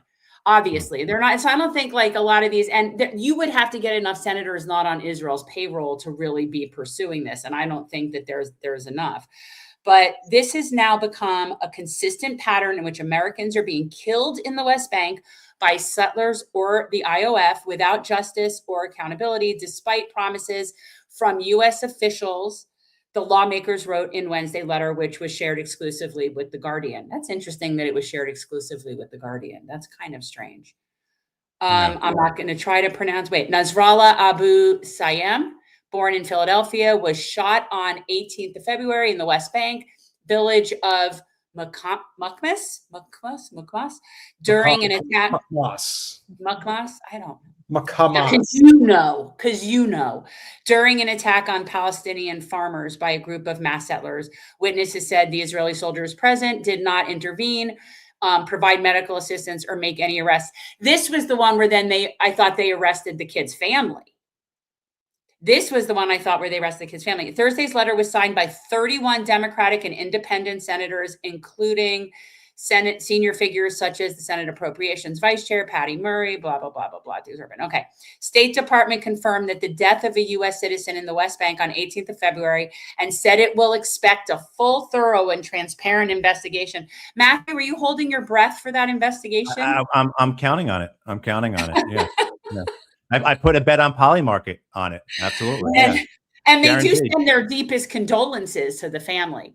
So we condemn criminal violence by any party in the West Bank, a department spokesperson said, and take particular interest in this case due to our duty to protect American citizens. The U.S. Embassy in Jerusalem, which that's a problem in and of itself, mind you, has been in direct contact with the family, the spokesperson added. The statement did not suggest the American government would be involved in the investigation, which the senators demanded. It is the second such letter that Senator Van Hollen has sent to the Trump administration in less than 8 months. Do you think that's going to be addressed? Do we think that's going to be? So we have 9, and they go on to name the 9 dead, including Shireen Abu Akleh, which we know the journalist has cut. I mean, there's a list of these people.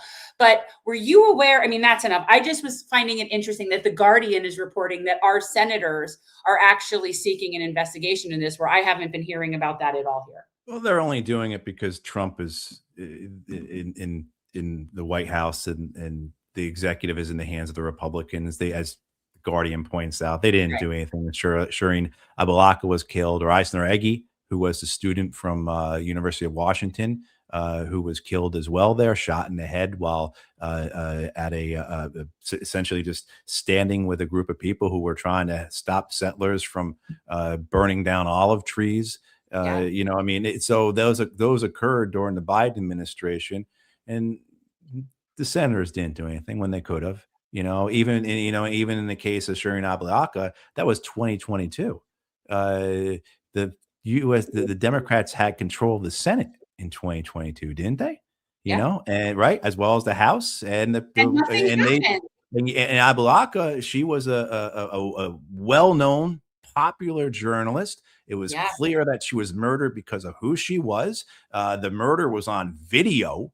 And they still didn't do anything about it. So the fact that this poor young man, this poor kid, they're giving hope to his family in Philadelphia that they're going to do something, the hell with them all. They make me sick, right? The fact that they put this young man's name out there like they're going to actually do something about it. And what does that do to the family in Philadelphia, the family in the West Bank, who think maybe this time will be different, or maybe they will do something? And no, they're going to be sitting for the rest of their lives waiting for a knock on the door from the U.S. State Department saying, "Oh, here's the investigation." I saw, if someone mentioned her in the comments, I saw caught my eye, Rachel Corrie. I mean, it's been 23 years since she was murdered, or 24 years since she's been murdered by an Israeli bulldozer on video as well. And nothing ever came of that a poor girl's murder. I don't want to say poor girl. I mean, she was God bless her. Right. But anyway, no, they're not going to do anything. That's all I'm going to say. They're not going to do anything. Yeah. Final thoughts before you go. How do you see this unfolding at this point? I personally think things are going to get a lot worse. I think we are probably heading for some kind of a world war with all of the different parties getting involved. The fact that France came out the other day to back Israel, the fact that you've got different elements of Hezbollah, the Houthis getting involved in ways behind Iran. Pakistan is now getting involved in. I mean, honestly, I think that the can of worms that was opened here was something that you can't just put this back in the box. No, that's the thing. I don't think Iran's not pulling punches, and they're not going to, I don't think they're negotiating anymore. Iran has already come out and said, we are not negotiating. We're at war. I wouldn't. And they shouldn't. Why should they? You mentioned something just before, Jen, about Gaza, how the West Bank has is all not ending. This is all part of it. And if people are interested in understanding that better, I wrote a Substack post a couple weeks ago. It's titled Annexing the West Bank Through Tehran, and how for the Israelis, this war on Iran is a supporting effort for the annexation of the West Bank. The idea being that they need to isolate the West Bank from any source of support, whether that be military or economic or diplomatic or political or just even moral. And so everything you've seen Israel do in the last several years, I would argue throughout its existence, but particularly the last several years, the operations in Lebanon, Syria, against Yemen, certainly the genocide in Gaza, can all be understood as secondary efforts or supporting efforts or shaping efforts to create the conditions to allow them to annex the West Bank. And we know that the annexation of the West Bank is going on right now. I mean, not only does it create the conditions where the West Bank is isolated, but it also distracts the world, right? Nobody's paying attention with what the Israelis are doing in the West Bank or in Gaza, where they've stopped food and medical shipments going back into Gaza, and the situation there, which never got past being bad, has now gotten back to a crisis because they've halted shipments. So I mean, it's the magnitude of this, just from an Israeli lens, is regional, right? The Israelis will be the first ones to tell you that this is they see that it is regional. This is not just a binary conflict for them. For the Americans, this is about overall hegemony. This is about, as Peter said earlier, about a declining empire, trying to keep its order in place. As well as then you also always have the inertia from the military industrial complex and from the fossil fuel industry. You have the expat or the exiled Iranian lobby in the United States. So whether there be monarchists or MEK, these people have people like Rudy Giuliani on their payroll. They have General Jack Keane on their payroll. Bill Richardson, the late governor of New Mexico, was on their payroll. I mean, this is a sinister but very well-resourced lobbying effort for the Iranians, whether they be, again, monarchists or MEK, and the two of them. So, I mean, you have all these things there. Now, where does it go, though, in the sense of the first plan didn't work. The first plan seemed to be, we're going to kill Khamenei, and it's going to be just like Venezuela. We're going to get our Venezuelan Delcy. We're going to get our Iranian Delcy Rodriguez on the phone, and she's going to snap to, and just like Venezuela. That didn't work. Shocking, because Iran and Venezuela are so similar. I mean, I would think, why not? They're all the same. It's all the same. And then the plan, well, we're going to get the Iranian people onto the street, and they're going to overthrow the government then. And they are on the street. And they're out they're on the street. Exactly. They're out there. And what you see, it's amazing. If people saw the video of the people who came out to mourn those 168 schoolgirls, and you have to understand, I mean, you got to take into account, they were out there mourning these schoolgirls. They were also showing national solidarity, but they were also out there in defiance of the American and Israeli drones and missiles that were overhead. If that doesn't give these warmongers pause as to what they're getting into, the multitudes, the thousands upon thousands of people, probably millions of people that turned out underneath these open skies with missiles and drones above them, what kind of war? Who are you going up against? Who are you going to fight here? Look at these people. I mean, and we can't even have our military people get along with each other. We have them breaking arms in this right. And so now, okay, that's not going to work. Then, okay, now we're going to use the Kurds, or we'll use the Baluchs, or we use the Azeris, or the Arabs, or whoever, to cause a Syria-like situation. And if we can't get the regime to collapse, if we can't put our person in charge, then we are going to stir the pot here. We're going to keep bombing them. We bombed Iraq from 1991 through 2003, every third or fourth day. A lot of people forget that throughout the 90s, we were bombing Iraq constantly with the idea of, we're going to weaken the government. We're going to make the people miserable. Maybe they'll rise up, or maybe this bombing will knock something loose. And I think that's what they're going to go for. But God help us, I think they also think that we're also going to send our special forces in with the Kurds, or in with the Baluchs, or the Azeris, or whoever, and they're going to be there and they're going to advise. Just like it worked out for Kennedy and Johnson in Vietnam, just like it worked out for Bush in Afghanistan, no nation building, this is what we're going to do. Right. I mean, so just the monstrosity of this, but the idea that you've been expressing about this going wider, we see that. But there's other possibilities here. God, I mean, there's possibilities, man, we can speculate on. But right before I came on, there was a article in the Financial Times about how there are serious conversations in these Gulf states about reevaluating their relationship with the United States. Good. Whether it be political, whether it be investments and economic, and why wouldn't they? Why wouldn't they? I mean, like, if they were smart, that's what they would do. So there's a lot that can happen here. And the thing I keep coming back to as like my one bit of hope in all this is that Trump is unmoored. He has no foundations. He's unanchored. And he could very well tomorrow be like, we re-obliterated them. Okay, it's over, right? And I think you are optimistic, Matthew. And I think even though you're right, and let's say Trump did that, Iran's not stopping now, though. Well, Not that's only- right. Exactly. You have that. You have Not that. only is Exactly. Iran not stopping, but this is not his decision anymore. This is the decision of the people who put him there. And once you have made that deal with the devil, you can't take it back. Once Miriam Adelson has conscripted you. Yeah, what's he going to do about Miriam? He's going to break her heart. He's going to break her heart. But that's one thing I should say, and then I'll shut up. This idea of war as being a superhuman force, as being something that you cannot manage, you cannot control, and all the list of nations and armies and individuals who thought that they could control war. They thought that war would be its agent, and the war made them its agent.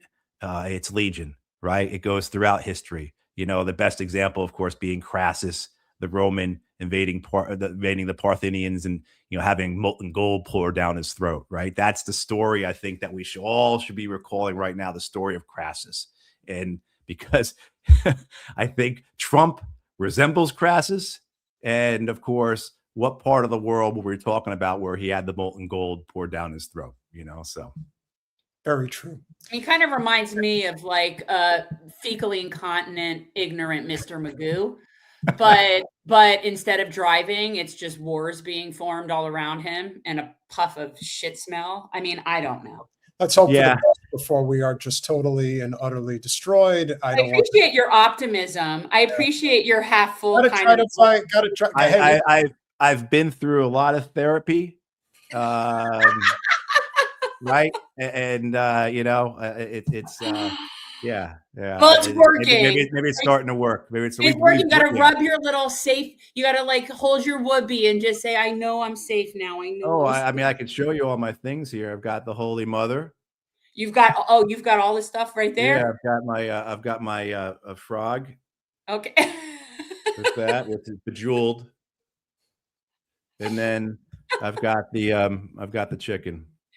These are your security critters. I'm actually getting more my weird 52-year-old male voodoo dolls that I keep here, whatever works for you, whatever gets through me type of deal, whatever gets us through it. And I'm getting real chickens. We're getting real chickens. You can tell I like you guys because I would never do that on like Judge Napolitano's show. Right? He wouldn't appreciate it.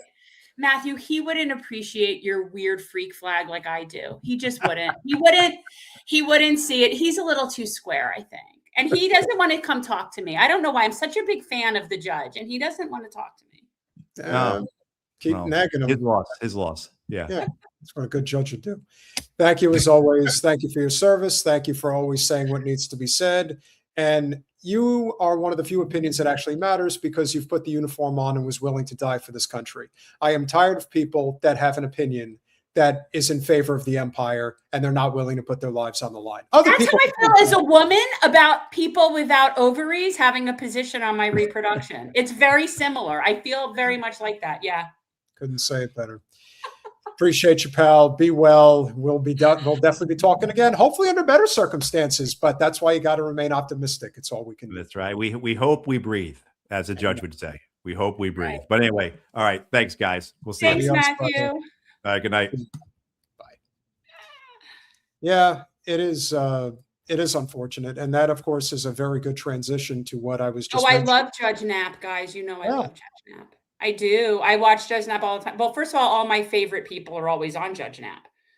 One of the interesting stories that we've come across that should probably not come as a surprise to anybody is the fact that you have a lot of paid influencers out there that have been taking money, apparently hand over fist from the Israel lobby, to promote Hasbara. And as we have seen, yet they don't pay. Is that another Jewish stereotype about sticking? No, what's funny about that is I think of Donald Trump that way. Donald Trump is somebody that doesn't pay when he does business with people, leaves people hanging, has people have to file bankruptcy. So that's his MO of conducting business. So it doesn't surprise me that the Zio hell would work the same way. Now I'm going to keep bringing this up because I have to. So the lady in the middle who is standing right over Netanyahu's head is Emily Austin. I know. You've said you met her with Kennedy. She's in her mid-20s. She looks like she's in her mid-30s. She acts like a teenager.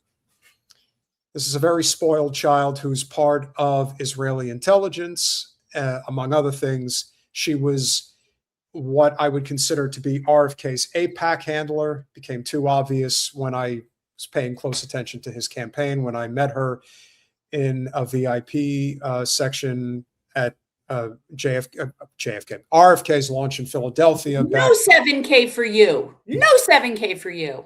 Yeah. And so according to this lawsuit, which is in the millions of dollars, see, now somebody like Emily Austin is going to get paid, but others are probably not.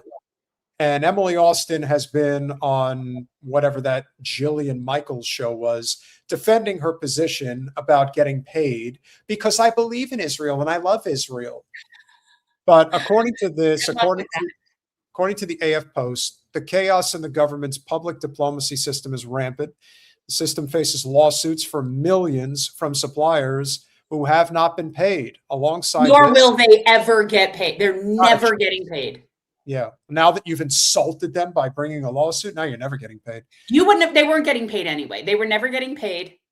It was always a grift, and it won't matter. They're going to cease to exist. So it's going to be hard to get paid from a non-existent nation. Into the forgery of a signature by a former employee of the prime minister's. Alongside this, a police investigation is underway into the forgery of a signature by a former employee of the prime minister's office. See, now that's where you're going to have a problem. See, they're going to blame whoever that is and act like they had no right. Whoever their fall guy is, that's who it, right. Whoever their version of Kristi Noem is on that end is going to take the fall. And this is the body that is supposed to manage the campaign for Israel's image in the world during wartime. Let me put it this way. The image that they have been cultivating, it's not working. It's only making matters worse, which only makes things better for us because we are thrilled to see things like this happen. Colin, I think there's one more slide. I don't know if it's like relevant to the story, but yeah, here we go. So can you blow that up? No. I think there's like some writing at the top. I want to make sure I get everything. Okay. So lawsuits for millions, recruited for public diplomacy at the height of the crisis and found no one to pay them. So essentially it's the same message. Yeah.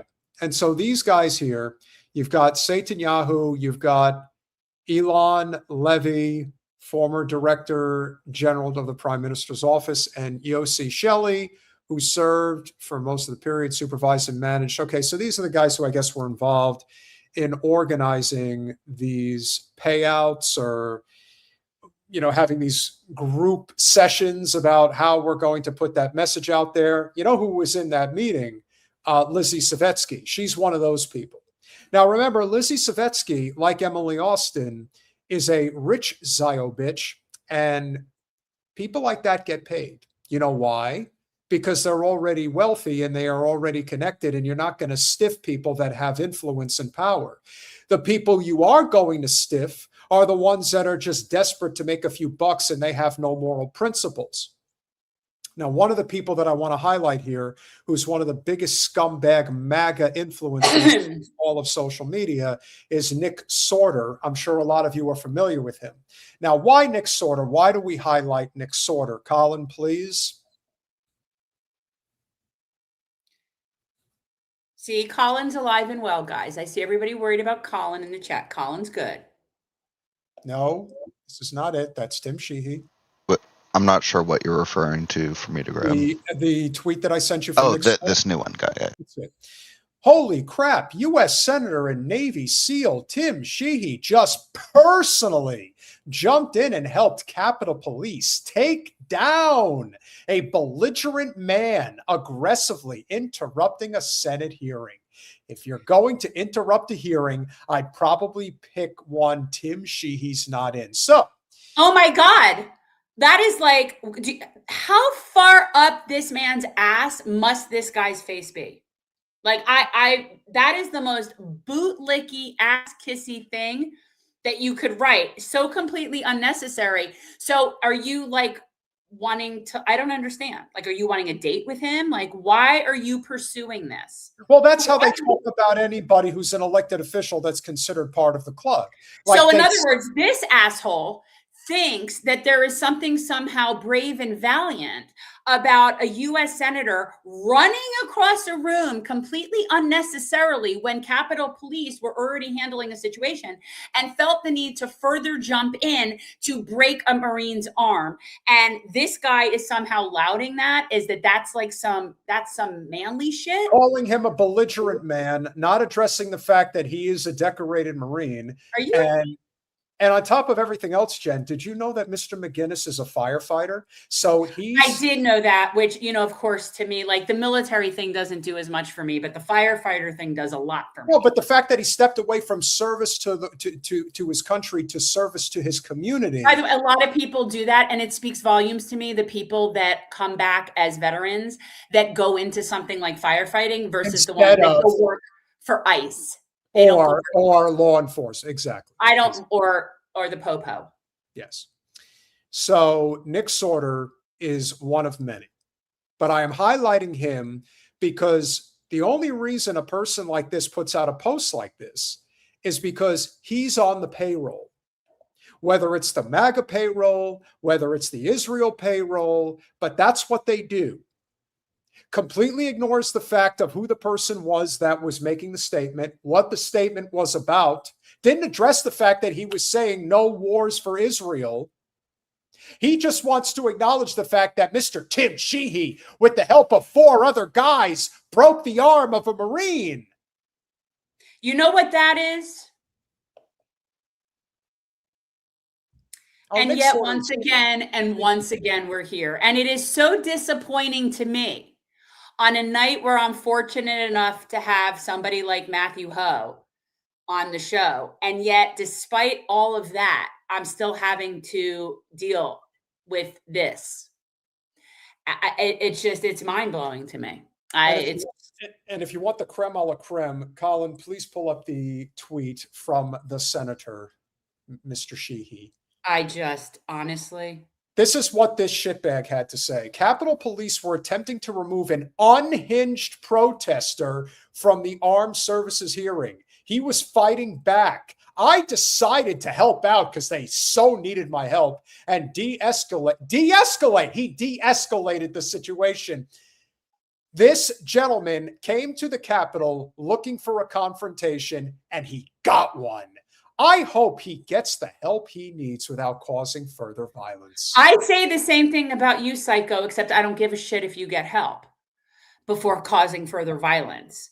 I hope that he gets sued, and I hope that he loses that seat, because quite honestly, this is disgraceful. Well, that's the problem. This is disgraceful. If there was something going on where no one was able to handle a situation, there were not Capitol Police there, somebody's life was in danger, and this guy jumped to and ran across the room because of that, okay, whatever. No, they had it under control. Nobody needed to get violent. Nobody else was being violent. And then he comes up and does this like a bully. And now he's bragging about it like somehow he saved the day. And then he mouths off to Anthony Aguilar. Anthony talks back to him, says, "You want some?" And he just and he runs off. No. And then he started talking shit to our boo, and we're not going to friggin' have it. Mm-hmm. And he's taken over $600,000 from AIPAC. I just can't. That is a person who was bought and paid for. Period.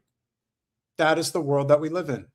So the great noticing happens, and unfortunately, the change is not going to happen overnight. But the more you notice, the more people that you can bring into your orbit will notice, and slowly but surely, the change happens.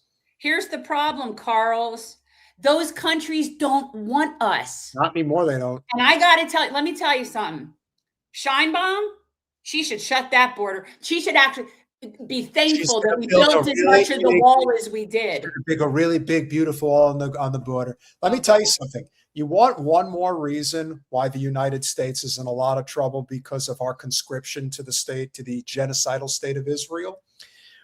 For years, the U.S. hegemony, particularly the value of the dollar, was considered good as gold around the world. And despite not liking the Americans and wanting to take them in, they took them in because economically it made sense. The more the dollar continues to devalue, the less countries are going to be willing to open up their doors to let us in because our value just isn't the same as. Well, what are you bringing to the party?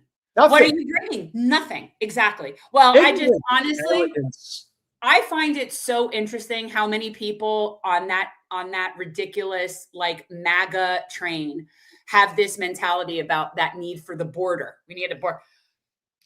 Those people down there, the Mexican people, they don't want to come here. Most of the people coming through there aren't from Mexico. But I can understand sure as hell why the Mexicans don't want us coming in there. Are you kidding me? And let's just say, final note on this point. Can you imagine what an absolute loser at life you have to be to take money from a foreign government to denigrate your own country and its people? And attack a Marine? A Marine. In your capital? Mm-hmm. On behalf of a Zio hell state? Really? Okay. Well, make the list. I think, and I hope people like that and Brian Mast and all these other traitorous, disgusting pieces of shit will eventually get what they have coming to them. They will. The arc of history is what the arc of justice, is that what it's called? I keep the arc of justice is the arc of history as long as it bends towards justice. Something along those lines, but may it be so. And just so we are aware of this, and so you're all aware of what's actually going on. I'm enraged, and as somebody who has always had a very soft spot for Marines in particular, yes, I do find it incredible. These are the people that put their lives on the lines before everybody else. There's a reason why the Marines consider themselves above the fray compared to all the other armed forces, because the Marines are the frontline guys. Those are the guys that go into battle knowing that there's a good chance they're going to die. And there is an understanding that, FNG is what they call the Marines in almost every conflict since the Marines existed. Fucking new guy. Because the new guys are always the ones who go up front. And if you survive, well, good for you. That's what happened at D-Day. That's what happened in the jungles of Southeast Asia. That's what's happened in the desert for the past 25 years. And the same is going to be true for those that are going to end up there and are there now. There's no honor when the mission has no honor. No. And these people are just being used as fodder. I just want to put this up because I liked it. With pride, I offer condolences for the martyrdom of the wise leader, Imam Khomeini. May he rest in peace, to his esteemed household, the noble people of Iran, and all freedom seekers around the world. I agree. Yeah. I agree. You know that they killed the Ayatollah's 18-month-old granddaughter. Did you know that? Yeah, but according to certain people that I know that are in support of Iranian freedom, she had it coming. So, that's how I can see that. Let me assure you, you have martyred him, and you have only strengthened the regime of Iran that much more. So congratulations. I can't fathom it because we don't have that kind of pride in anything here because we are not that kind of people. We are but a blip in the world in history. A blip. We are this. And the Iranian people have a level of strength, resilience, pride, and culture that we can't have. We just can't. And now that you bring that up, this is a very important point that I want to bring up here. So this is going to get so much worse, but here is the complaining, and the great complaining will continue in earnest when it comes to the Israelis. The great complaining, is that sort of like the Great Awakening? Well, for us, it's a great awakening. For them, it's they have effed around and they're finding out in real time.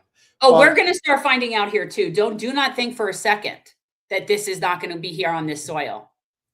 You know how we like to highlight the bitching Israelis? Well, here's a couple of them from Tel Aviv. This is what's left of a civilian building here in Tel Aviv after a ballistic missile, an Iranian missile, hit it. This was a barrage of about 20 ballistic missiles, all targeting different civilian neighborhoods in Israel. Thankfully, the Israeli population is resilient and is listening to the... Yeah, you're resilient. Sweetheart, you're going to have a melanoma just from standing outside. This girl... really looks like somebody native to the Levant region, doesn't How she? She dare really you looks speak like so ill of a person who was clearly born in that region? Oh, for God's sake. Talking about ballistic missiles. I have no, obviously none of us are going to have any sympathy for this person. And you know what? There's a reason that your civilian targets got hit, because your nation uses them as human shields for military operations. And that's why they get hit. See, see, Iran isn't seeking to hit civilian targets, but civilian targets will get hit. Yeah. I have no, does anybody have any sympathy? If we did a poll right now, would anybody in our chat have any sympathy for this bitch? I wonder how much sympathy she had for Hind Rajab. I wonder how much sympathy she had for the hospital workers that got blown up, or the target practice at the food sites. Do you have any sympathy for those people? I kind of doubt it. But she's got a little bit more kvetching to do. Home Front Command guidelines, and thankfully, as far as we know now, there are no casualties. But what did happen is that the building behind this one is a home for elderly people, and around 150 elderly people were stranded inside the building waiting for Home Front Command search and rescue forces to come and rescue them and reunite with their families. This is not a normal reality. This is not normal, legitimate targets. This is what the Iranian regime wants. They want to cause destruction. They want to disrupt Israeli lives, but we will prevail. We will rebuild. This building in a matter of a few months will be here standing brand new, because this is what we do here in Israel. Yeah, that's what you do here in Israel. How much you want to bet that there probably is a very important military installation probably right across the street from where... Absolutely. That's what I'm saying. If the Iranians are hitting civilian targets, it is unintended, and it is a result of how the proximity to military targets. And that's very clear. It's very clear how the Iranians are operating and what their strategy is. And they're clearly going after military targets. They're going after all of our bases. My understanding is Bahrain has been leveled. Qatar, whatever they want to call it, has been leveled. Saudi Arabia has been hit. I mean, and as much as, and we didn't talk about it at all, but the Jon Stewart thing is really disappointing to me. You know, they might want to make it seem like Iran is acting completely irrationally. And instead of going after, as Jon Stewart said, the two people that are coming, you just start randomly going at other people. No, John, they're going after our installations in all those places where we ought not be. See, if you don't want to get bombed by a country, then maybe you shouldn't go set your shit up right on its border.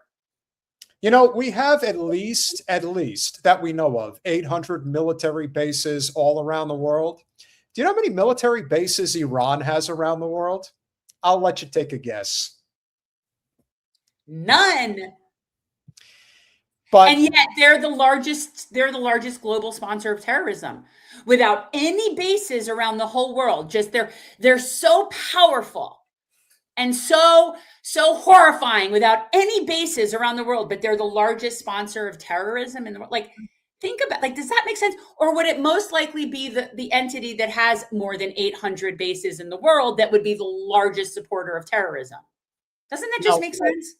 Now, as you know, we're equal opportunists here. We are not sexist in any way. So you can't have one bitching woman without a bitching man. So let's hear what the bitching man who is channeling his little Ben Shapiro while he's at it. Don't do it. So here's what he had to say. Is the wreckage from a ballistic missile launched by the Iranian regime. What you can see is a civilian apartment building in Bat Yam, or what's left of it, after a ballistic missile directly hit this building. Numerous people were killed, hundreds were injured, and there are now soldiers behind me digging through the rubble to try to find the bodies. They are launching rockets at civilian buildings. The problem with Israelis is they're so fucking rancid that their tears don't even taste good to me. How about that? That even them being like, yeah. Let's listen to it one more time. Were injured, and there are now soldiers behind me digging through the rubble. Digging through the rubble.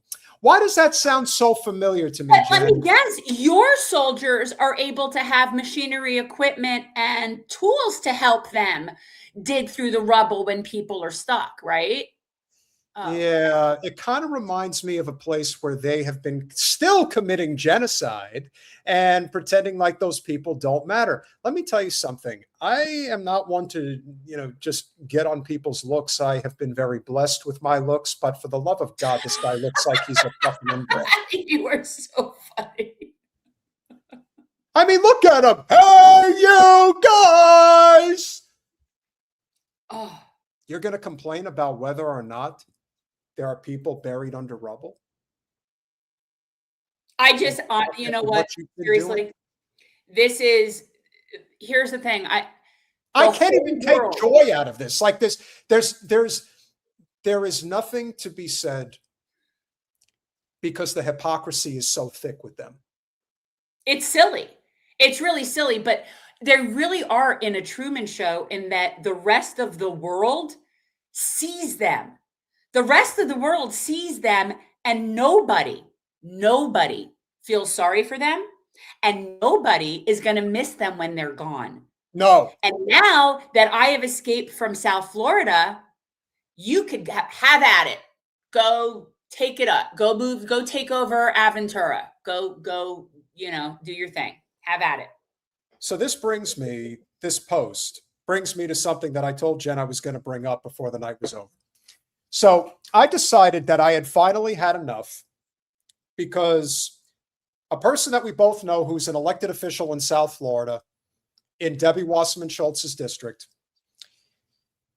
and he's not even what I would call like a shitbag of a representative. Like he's not even one of those people. And yet, for some reason, he decides to put out a post. And I'm going to read it to you guys. I'm not going to tell you who wrote it, but I will tell you what he wrote. And this is in response to us starting a war on Israel's behalf in Iran. And let's be very clear. This is not a Jewish person. This is a Latino person. He married a Jew. Doesn't count. This is not a Jewish person, okay? And no. About Iran, I'm thinking today of the lesson behind every Jewish holiday. They tried to kill us. We won. Let's eat. Yeah, there's a lot of wisdom there. Look, I'm a Democrat because that's important. A moderate, to be precise, even more important. So there's a lot about him personally and this administration I do not condone. I've always been allergic to extremist views, left or right. Still, taking the Iranian regime out was necessary took them out. You didn't take out anything, but we'll continue. Was necessary to protect our nation's survival. Our nation's survival is dependent on removing the regime in Iran.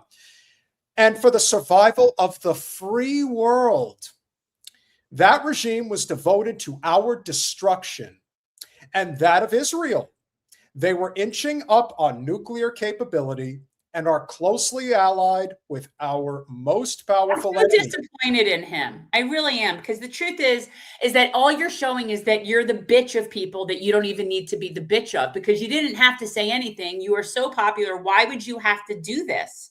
Why is he saying this? And by the way, his wife, they're not that religious. Like, this doesn't make any, no, I don't get this. This is very disappointing. Well, remember what you've always said about Zionists. Zionists are atheists, but they believe that God promised them. I know, but I didn't even really, I guess I never thought of them as such Zionists, rather. I mean, I don't know. It's very strange. There's more to it, because I'm going to get... That's what I mean. Who is he sucking up to with this? This cannot be allowed. They sit on one of the largest reserves of oil in the world. Oil is power. So what he's saying is that we have the right to manifest destiny in Iran.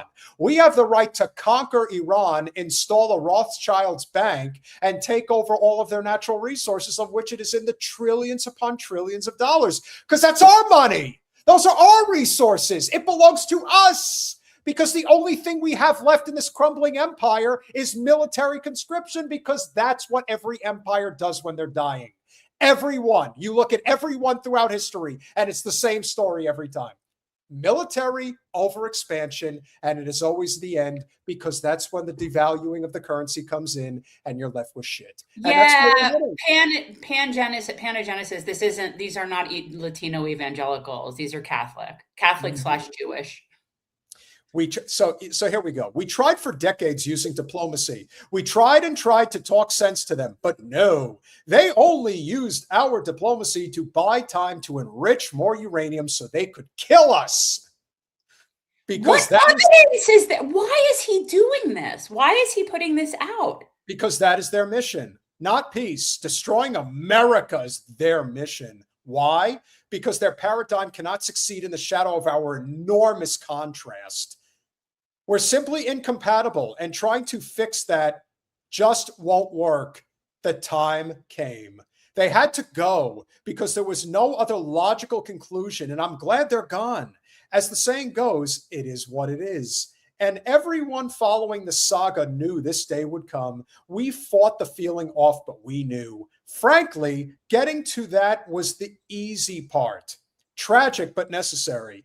The hard part comes now, steering them toward a modern, free, and benevolent future. Oh, God. I'm so disappointed right now. And you know what?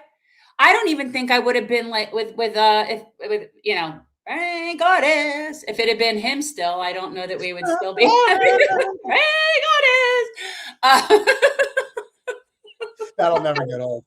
Freedom is not free. And sadly, in the world we live in, freedom gets paid for with blood. Now, don't get angry with me for telling you how the world works. This is coming from somebody who never served in the military. No, this is coming from somebody who walks around like a man about town, like, you know, the guy from Popeye. Go ahead. I didn't make the rules. May this time pass quickly with few casualties. Yeah, that changed quickly. And may a lasting peace and freedom flourish ahead afterward. Discuss. Okay. So I decided that I simply couldn't take it anymore, and I was going to make a post of my own on my social media page because I'm not going to run and hide from how I really feel. And it's an unfortunate thing. You should have not commented. No war with Iran, America first, Israel never, free Palestine. Thank you for coming to my TED Talk. He said free Palestine? I said it. Oh, I thought you were saying that was in his thing. No, so, and it doesn't matter who it is, people, but it's a mayor. It's a mayor of a municipality in Broward County. So somebody who, other than I'm sure that they have very many investments in the Zionist state as a county or as a municipality.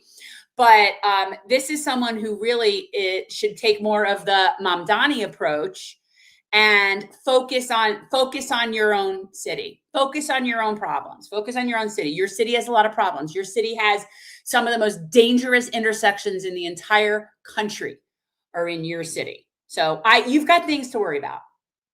I'm just saying. Keep in mind, because of what Mamdani has done in New York City, canceling the contracts with Israel, perhaps a lot of them are moving down to a more friendly mayor area and knowing that their contracts might be accepted in a place like the community, which I will not name, is being accepted. And what I noticed from my post is that a handful of people that I grew up with in central New Jersey had some choice words for me. People called me an anti-Semite. People called me a moron. People called me a lot of things. But the one person that I'm going to call out, who I will not name, but I'm going to basically just... It doesn't count if you don't name them, but go ahead. But we have to wrap soon, but anywho. Fine. I'll name her. So one of the more wealthy liberal Zios in South Florida politics, her name is Dana Aberman. She is from Scarsdale, New York, and has lived most of her life as an adult in Boca Raton. I have a very good friend from Scarsdale. No need to be particular about it. Oh, no. I want people to understand just how wealthy and privileged this Zio woman really is. This is a person who would show up at events in her $150,000. I don't know who you're even talking about. Just let me speak instead of cutting me off, please. This woman is a wealthy individual who donates to campaigns and gets herself involved and is such a proud liberal and cares about everybody, but decides to come onto my thread and call me an anti-Semite and say, I'm blocking you now. I'm never speaking to you again. This is what they do. What she doesn't understand is that the walls are closing in on her and everyone like her. No one is going to want to do business with them in the very near future. Their hell on earth is coming sooner than they think. And you could call me whatever names you want. You can tell people to not do business with me because I know you're doing that. And I don't care. I know who you people are, what you stand for, and how much blood you have on your hands. And no amount of whitewashing is going to change that. So I just wanted to get that off my chest. I am sick of these people. I am sick of how they think they control the world. And I am also sick of how they so ready, willing, and able to send people off to die so they can feel comfortable. I don't feel safe. Well, that's who people like her, that's who they are. And that's how they feel. And you know what? I couldn't give two fucking shits about her feelings or anybody else's. Welcome to real life. And they're in for a rude awakening. Because I'll tell you, Jen, the one thing they've been used to for so very long is living in their very comfortable enclaves with no one ever questioning anything that they've done. And now it's being pierced. They're getting people to talk in their circles in ways that they don't agree with, and they don't know what to do now. So you know what? Get ready, because it's not going to be fun. And it's only going to get worse. And the more Americans that die over there, and they see how you talk about them, oh, you better bury down your fucking hatchets, and you better figure out an escape plan, because I can assure you it's not going to be Israel, because that's going to be wiped off the face of the planet in due time. You already see the brief damage that Iran has done. You keep fucking around with China's ability to export or import their oil supply and their precious metals and anything in between. You just wake that sleeping giant of China, like Kat Abbott's blah, blah, blah up in Illinois, talking about how she's going to get involved with the shit that's going on right now in Taiwan. Oh, yeah, please keep talking like that. I love my country. I hate the people who run it. And I am just not going to pretend anymore like I am willing to accept people having others be hung out to dry. And that, Jen, as much as anything, is what is the most disturbing about what the mayor said, about what she said, and about what anybody else says. And they all speak about it from a position of incredible privilege, an incredible lack of knowledge. And I am tired of allowing people to assume that they can just get away with it, knowing full well that they are in the wrong, and we're not having it anymore. And if you're so damn sure that what you believe in is right, then put on that fucking uniform, stand on the front fucking lines, and die for what you believe in. Because I'm not doing it, and neither is anybody else. So good fucking luck. And when the walls do close in, you're going to have nobody to protect your ass. You're going to be all by yourself, and you will have earned every moment of fear that you have left on this earth while you're here. And I will smile gleefully as it happens.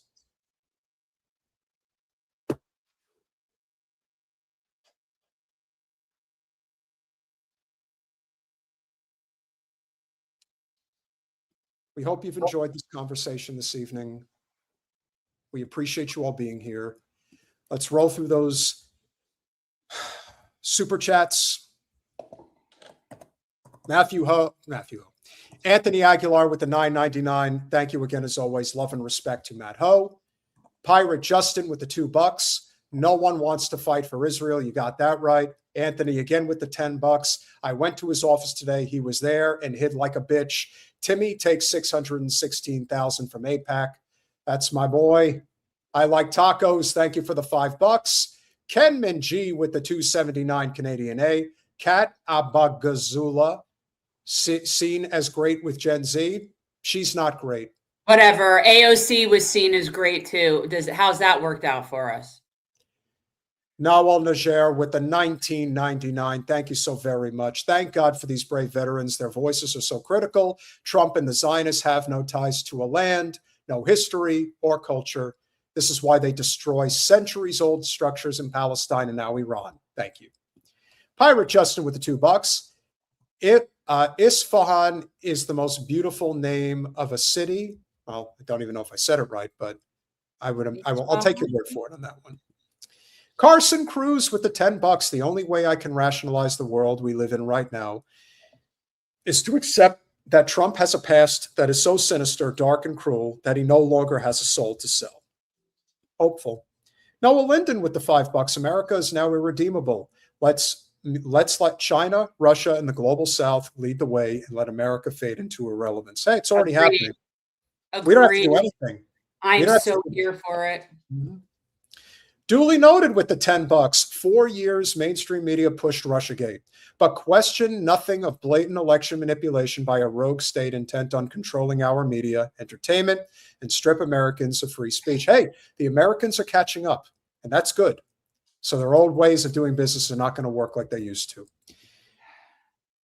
Aya Zavirji, if I'm saying it wrong, I am apologizing. Ayaz Virji, maybe? Here's hoping. Thank you so very, very much for the $49.99. Thank you very much. Thank you both for your courage and truth-telling. Love your show, and we love you too. Alex got mittens with the $2. May God bless everyone here. I'm a trad Catholic. Appreciate you, my friend. Timmy D's with the $2. Does she have an IDF uniform? Probably. Yeah, she was. She was wearing one. She was wearing an IDF. That was the IDF uniform? I didn't notice that. Yeah. And Libertarian Social Dem with the $1.99. Pete, can you get Jimmy Petronas Challenger on soon? Hey, listen, I'm very friendly with him. Mr. Frankman has hesitated coming on our channel because we're not a pro-life channel. He is extremely pro-life, like extremely. He's a very traditional Catholic. He won't like it here. He won't like it here. Not with Jen. Definitely not. Where I live. Because that's not pro-life. Okay. Yeah. So you're already on the wrong premise. It's not pro-life. It's anti-choice or forced birth. It could be forced birth, but it is not pro-life. Yeah. And if you are a libertarian, there's nothing wrong with being pro-life. It is not your job to force other people to believe what you believe. That's the truth. Coffee lover with the $10. Hello, longtime lurker. Get coffee on me, both of you. Thank you very much, coffee lover. And finally, I'll get myself a hot cocoa. It's getting warm out there. I don't know if you necessarily. Well, actually, no. It's probably still cold where you are. It's cool up here now at night. Yeah. Wanker Tanker with the $2 to close us out. Have a great night. F genociders, free Palestine. Yeah. On Saturday night, I will be speaking with Stu Peters. Yes, you heard that right. Stu Peters will be coming on the podcast. So buckle up. Know who that is. So well, you'll find out. It'll be an interesting conversation. Okay. But smash that like button, share, subscribe, do all those things that we ask you to do. Thank you so much. We love you all. We appreciate you all. I'll see you Saturday. Free Palestine. Good night, guys.